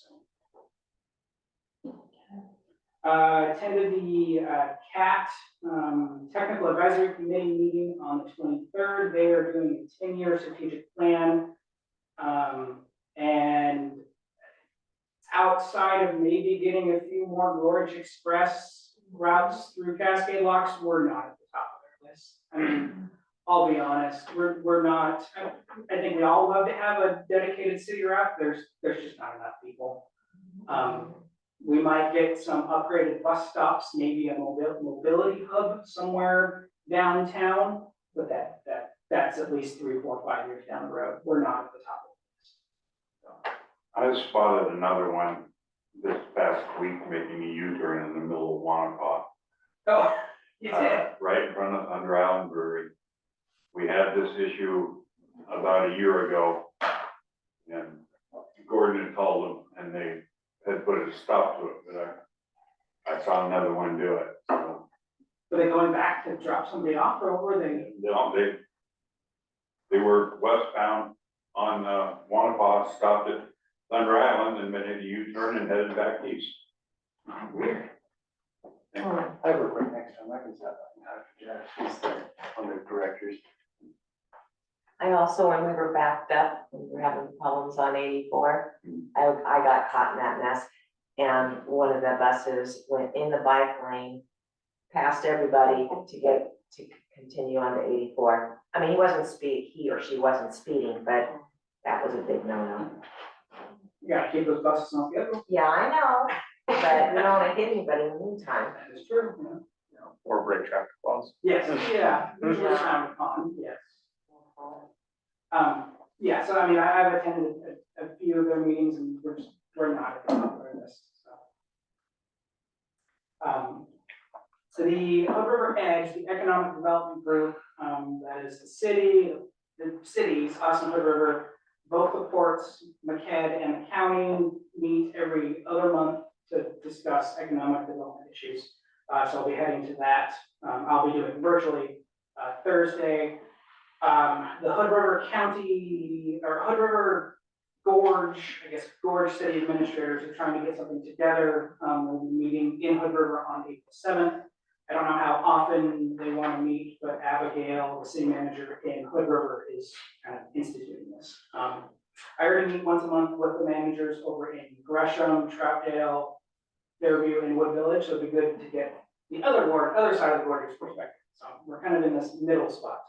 It benefits me. So that's meetings coming up. I did reach out to McCack about presenting to council. They will be here on April 10th, which actually I think works out well because the county sheriff will also be here. The great idea who that is. No. Columbia. What is it? Columbia Community Action Council. Thank you. Sorry, it's a mouthful. Yes. My kids' is spring break is this week, so I'll be working remotely Thursday and Friday. A couple things I had that weren't on the My report is, the council approved looking into possibly getting a second TV, so our audience isn't going like this to look at TV. My thought is probably right there, but That would be. I'll look into a cost. Yes, please. Yeah, you're almost the same, yeah. Good idea. Our email issues, are getting worse. I think it was last Thursday. It got to the point where RadComp showed me how to go in and reset the server. I had to do it 3 times in a day.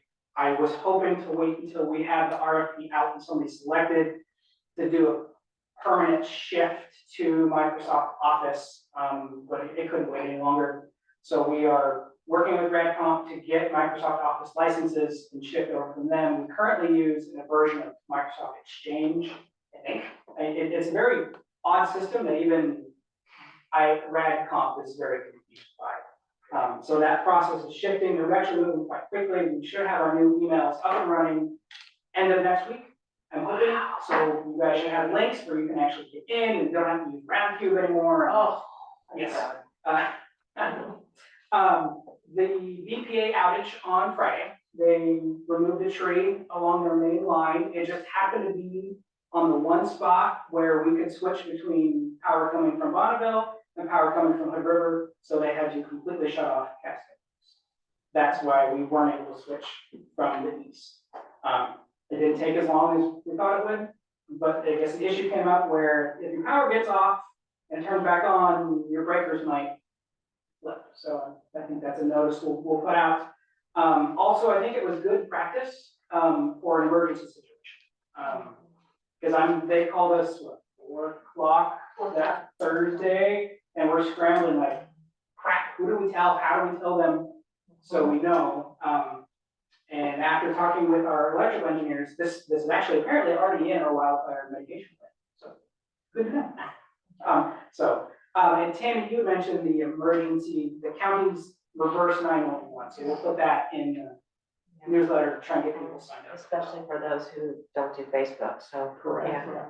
And if I can say that was, I mean, I got on my phone, I got a text, I got it on my home phone, I got an email, and I mean, it was very well informed for people at least who are at least hooked up. You know. Is that the reverse 911? I did get reverse 911 and I, on my cell phone and on my landline. So, and I also got an email, so. Yeah, according to the county manager, there are 900, I didn't say people, but accounts hooked up to our reverse 911, but pretty much all of those date back to the Eagle Creek fire. And how many of those are actually Cascade Locks residents, or those that just wanted information on the Eagle Creek fire, so. And you and John got codes or something, so you can do it, or? Somebody, We can, I can get in, but it's been a really long time. And so what John did is call the county, and it depends on who's looking at the county. Right. But ask them if they would take care of it this particular time. yeah, Charles Young, he's the county's emergency manager, was fantastic, absolutely fantastic. But I think John was gonna see if he can somehow get access to it as well. Right. And then we also, Jordan and I talked about, because the BPA told us 10 to 5, maybe they agree, so that next time we're gonna shift it, if they say 10, we're gonna notify maybe somehow, some way on the night, like, we can adjust it a little bit earlier, because there were a lot of people like, it sure shut off 20 minutes early, and people hadn't showered, or they were making their coffee, so maybe somehow we can adjust it, so. They told me 10. I know, we don't have control over that, but. Well, and I guess to that point though, I feel like if they say 10 o'clock, they really, I think we should push back on them. And I understand it was an emergency situation, but they're the one that told us 10 o'clock, you know, and. They said 10-ish. Approximately 10. It's 10 o'clock. Okay. Right. So I guess they did have some wiggle room that wasn't necessarily communicated to the residents, but I think it's better to tell people 9 o'clock and then have them have power a little longer than to have 10 o'clock and then have power shut off sooner. Cause I think there are a lot of people that were counting, like, I've got 20 more minutes to get whatever Like coffee done. or rush Yes, hour. exactly. Yeah, so maybe when they call next time, we can say, they say Yeah. 10. And so what it was like in that windstorm that came through that afternoon, there was a tree essentially kind of dangling over the power lines. And once they noticed that tree, it was classified as a danger tree, they had 24 hours to. It was a huge crew. Yeah.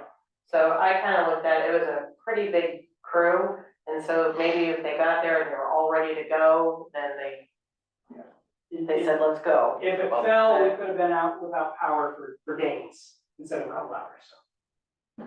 But maybe next time, if they say 10, we'll say. Okay, that's all I got. All right. Mayor and city council comments. Denise, you're traveling, so would you like to go first? Sure, I just want to say thank you to everybody that came tonight and presented. I loved seeing the detailed reports that we're receiving. That's very helpful. And concerned citizens, appreciate that coming up. And I'm looking forward to our work session. We can discuss some of these things like bike paths, public safety, so many things that we need to discuss. And I appreciate that. I want to thank Kathy and Marilyn for all the work you do, and you've had another job duty put on your plate, and Jordan as well, with our financial director leaving. Thank you for the great giant packet you made for us. I do appreciate all of the reading. I know we have a lot, and I want to just encourage all of my fellow council people that it's so important for us to scan over it. We learn a lot, and as well, I appreciate that Jordan is out going to all these meetings. We learn a lot from the League of Oregon Cities. So I just want to encourage those who haven't, any question you have about current, plans for cities, current ideas, you can call them and say, have you seen this elsewhere in a city our size? And they'll give you information, whether it's current up-to-date information on TLT spending, current up-to-date information on so many things. And I appreciate that. I know it's a lot of reading and a lot of work, but it's great. I just want to encourage you that we have so many great resources, and I appreciate Mayor Fallon and Jordan and City Administrator Jordan, because they've answered my questions when I've called. I just want to appreciate all of the work that everybody is doing, and thank you for scheduling this work session coming up. I do look forward to it. All right, thank you. All right. Councilman Keller, I'm gonna mix it up. Oh, jeez, all Right. right. I'm mixing it up tonight. First and foremost, I need to apologize to Mr. Miller. I unprofessionally referred to you and asking questions about the check signing. And that's a horrible mistake, and I apologize for that. Thank you for all the community members for your engagement. The more engagement, the better this process gets. Even if it's in opposition of what we do, it's challenging us to do a better job. Second of all, I always see in the budget that we pay bridge tolls, and I didn't know if we could enter an intergovernmental agreement with the port to avoid that process, as we are government agencies working together, and our $50 a month is a drop in the bucket to their $3.3 million revenues in that road. So, thank you. All right. Tammy. Okay, let's see here. I was wondering if, first I want to thank all the people who have come today and our guests too that did the presentations. Also, I spoke with Amanda Ferguson, and we spent an hour on the phone doing Great. yeah, she's very, very nice gal. I was reading over the minutes from the tourism committee, and I believe you were there, because on one of the items it says, Chair Kelly asked if we're in a position to vote beautification out of the tourism committee title. And you said that the committee can make the request to city council. I was wondering why they wanted that out, but now that Mrs. Pruitt brought up the issue about beautification being, we have to watch how we spend the money, then I don't know, maybe we should get some clarification on what they can spend the money on, and maybe beautification does need to come out of it if that's the case, but I was kind of curious about that.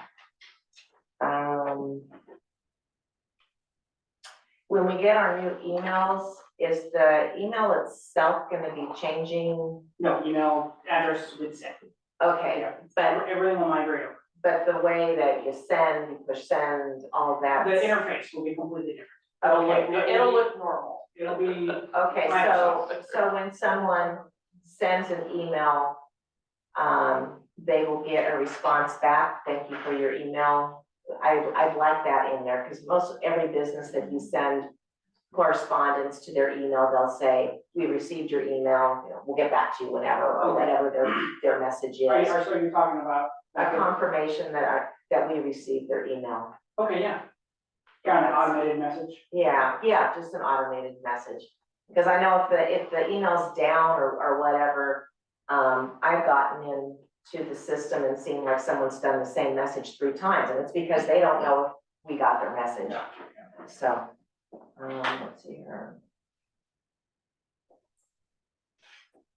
I think that's all I have. Yeah, thank you. Gorge? Well, this is a reason we have to thank staff. I mean, they do a lot, you know. We can't credit them enough for all the hard work that they do for us.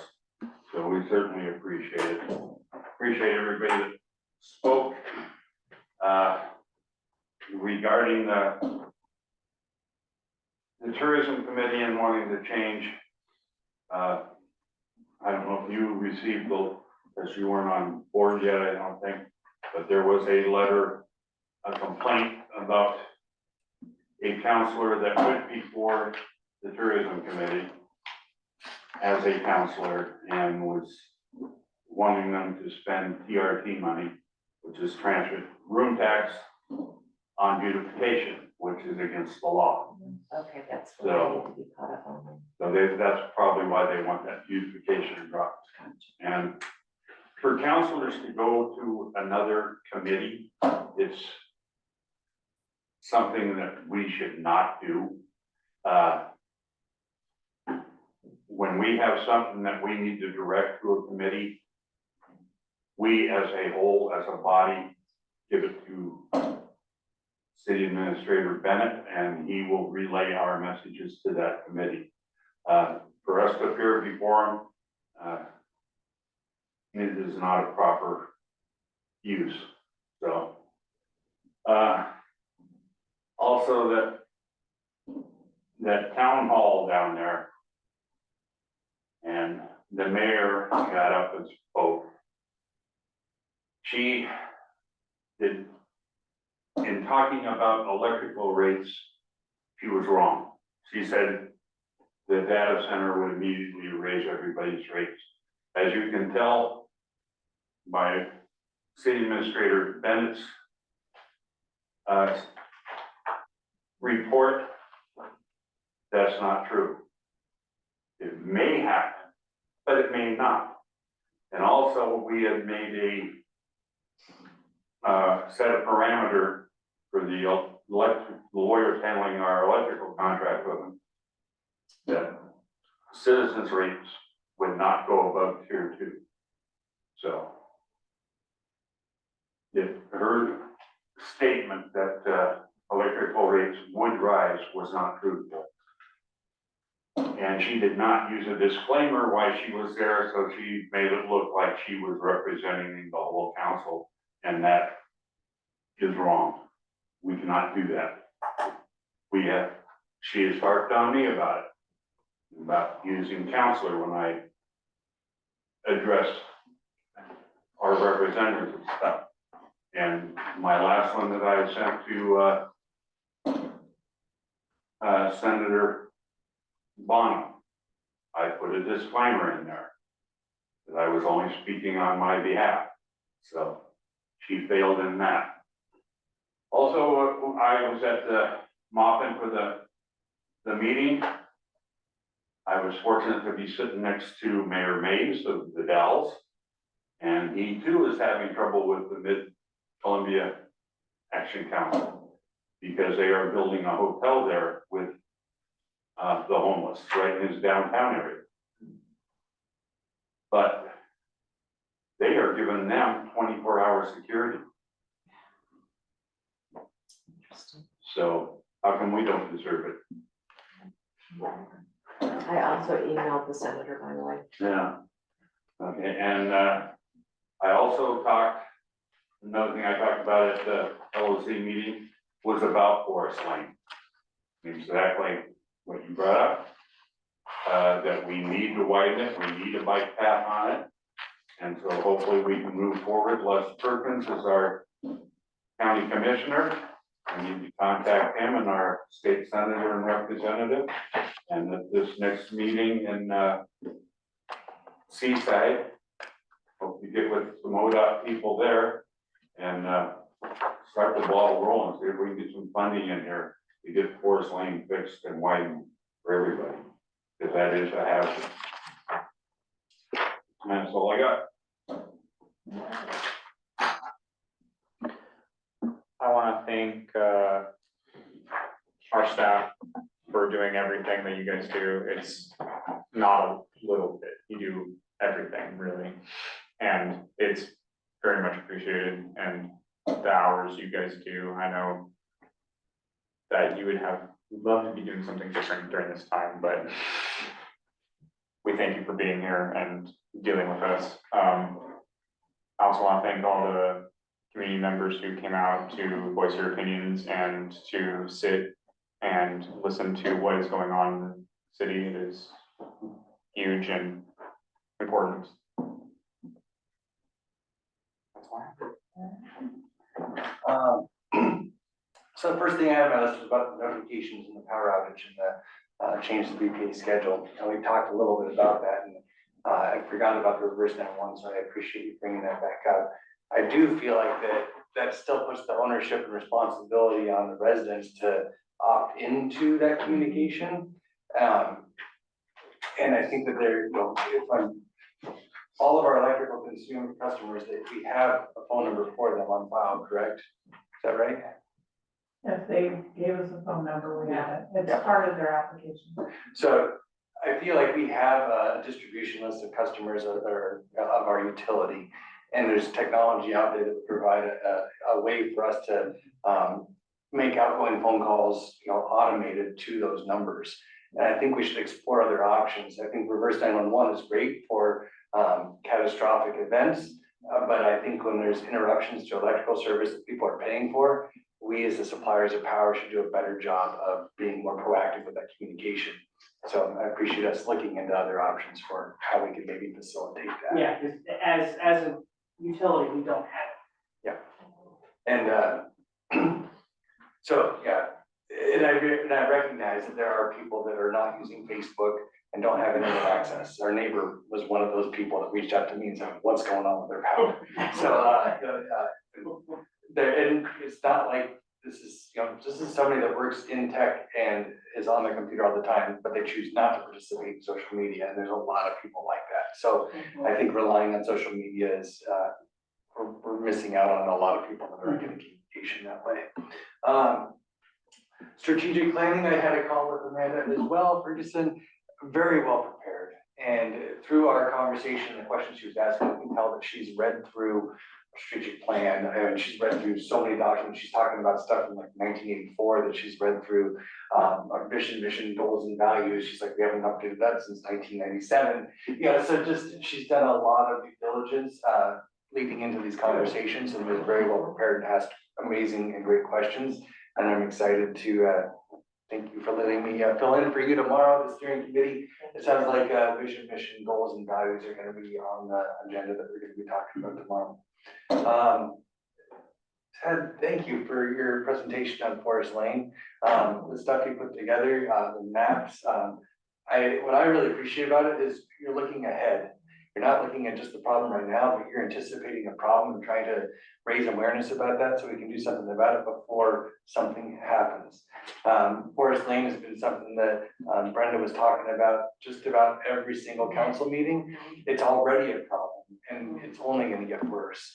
It was something we were just talking about, as it relates to speed zones. And there's some changes that are coming with the ability for cities to make adjustments to speed zones. that we need to explore. But I just want to say thank you. It was very well prepared and thought out, and very well structured. So thank you for putting that together. And that's all I've got. Can I make a comment on the Forest Lane thing? Those are all new, and so I'm sorry, I have some past history, and I want to really throw out a cautionary tale about Forest Lane. Is Forest Lane still owned by the county? It's a county road, is that correct? It's not a city road. It's a I believe most of it's county. There's a portion that's city.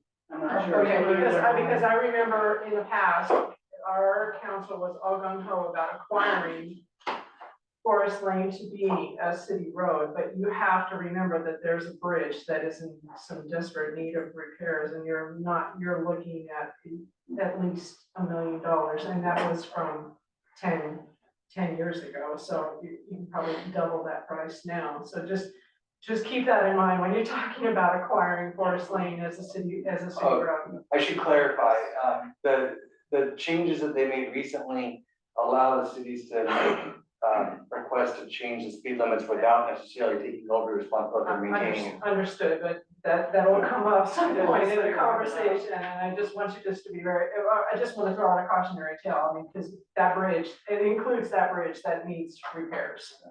Now, my idea was not to acquire Forest Lane, but to get the county start putting some money into it and fixing it Have up. fun with that. Forest Lane is a abandoned highway by ODOT. It has been for 15 years. It is the city's up to Wheeler, and then it becomes the county's. Yeah. I've been at this council for a while about all the truck traffic, and if that bridge was in bad repair 10 years ago, all these heavy haul trucks going over it, you bet it's in worse repair. Yeah. So thank you, because you've been talking about this for a while, you know, and the points that Ted brought up, though, I mean, it's connecting between all of the residents that live on that side of town and downtown, and all the people that live downtown, and all the recreation opportunities that we have to our east. So, and meanwhile, we are a commuter town, and that's how I get to the river every day. And so I think it's a very valid point, and I appreciate you bringing it up. So that's all I got. That's it? All right, thank you. All right, first of all, thank you to staff, and that list was really helpful. Thank you for stepping up. I know it's a lot of added duties without our finance person in, so really appreciate that. Thank you to everyone who came. It's nice to see participation. For the last couple of years, I don't know how many meetings we've had, there's 0 people. So we actually like to see individuals come. And thank you to everyone too for being respectful, and I just really appreciate that. Thank you to the PTO and the Gorge Club for stepping up and helping with the Easter egg hunt. I know hopefully next year we'll have a different entity who's gonna be taking over that. Also, Mr. Nance, your new business, congratulations on that. Wish you well, and it's exciting to see new business in town. I'm completely supportive of that. Tad, that was a really good report. I really appreciate that, and it was very well thought out. So a lot of good information on that. Kathy, 28 years, holy cow. You've been through a lot, you've seen a lot, so I think that's great. When you were working for what, 6 years before that? Oh, really? Oh my gosh. Accounting work, and that's why I left. And now you're back. That was no fun. Yeah. I did attend a meeting over in Maupin. It was informative. It was interesting to tour the building. Interesting how we're all kind of connected, and it was just interesting to, see a building that didn't have a stairwell. I could see an elevator not be built yet, but I was like, what the heck happened? So anyway, it's a beautiful building, really, really nice. LOC April conference, I'm attending. I know we have a few individuals attending, so we're going to talk about our next meeting here in a few minutes. Thank you to Denise for attending. I know you're traveling on business, and it's a long day for you, so thank you for attending. Looking forward to the work session. Thank you, Pete. I have a family thing tomorrow that I can't, personal, but Pete's gonna step in, and anyway, on that, so he'll take over my spot just for tomorrow night. And then thank you for gonna have actual email Yes. that works. That's the problem. I had a call today, they're like, you didn't answer, I'm like, didn't have it, and sometimes it works and sometimes it doesn't.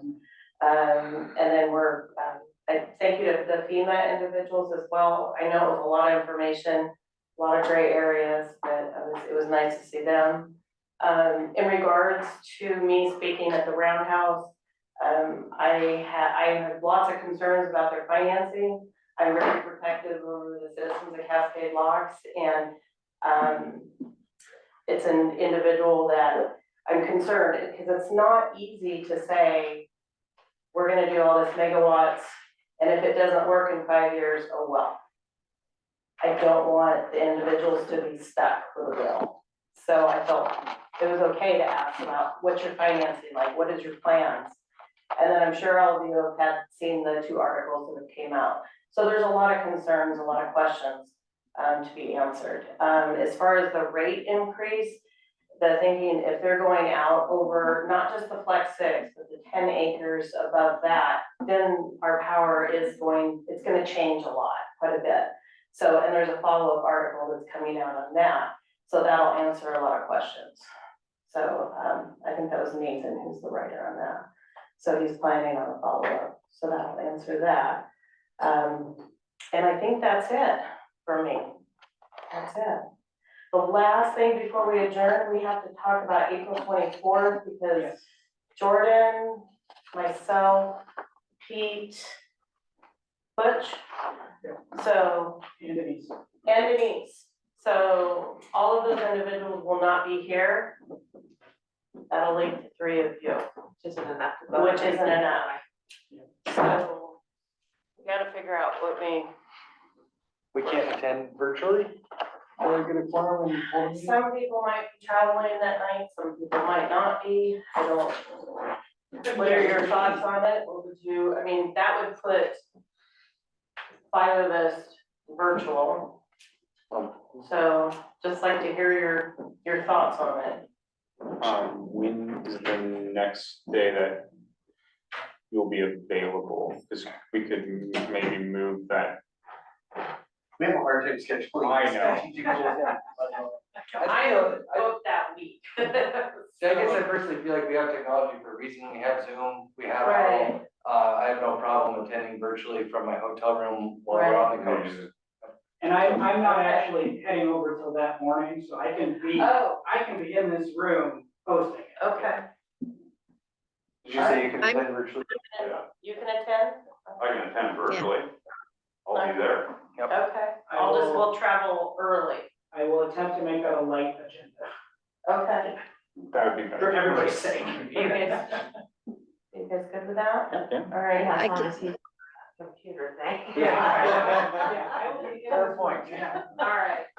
So then do we need somebody to run the meeting? Tim, you're the veteran. You can't do it via Zoom. Present, don't you? No, No, can I? all All right, I right. can still run it virtually. All right, I'll run it first. You can delegate it. If, if there's technical issues, we can delegate somebody Okay, on premises. okay. If there's technical issues, challenges, then you will. Okay, Sounds good. all right. Is everybody good with that? Yep. All right, is there a motion to adjourn? I motion to adjourn. I second that motion. Roll call vote? Councilmember Compton, Aye. Emerling Baker, Aye. Farrell, Aye. Happy, Aye. Keller, Aye. Miller, Aye. Mayor Bell. Aye. All right, adjourned. Thank you. Hey, it's not even 10 o'clock. Yeah.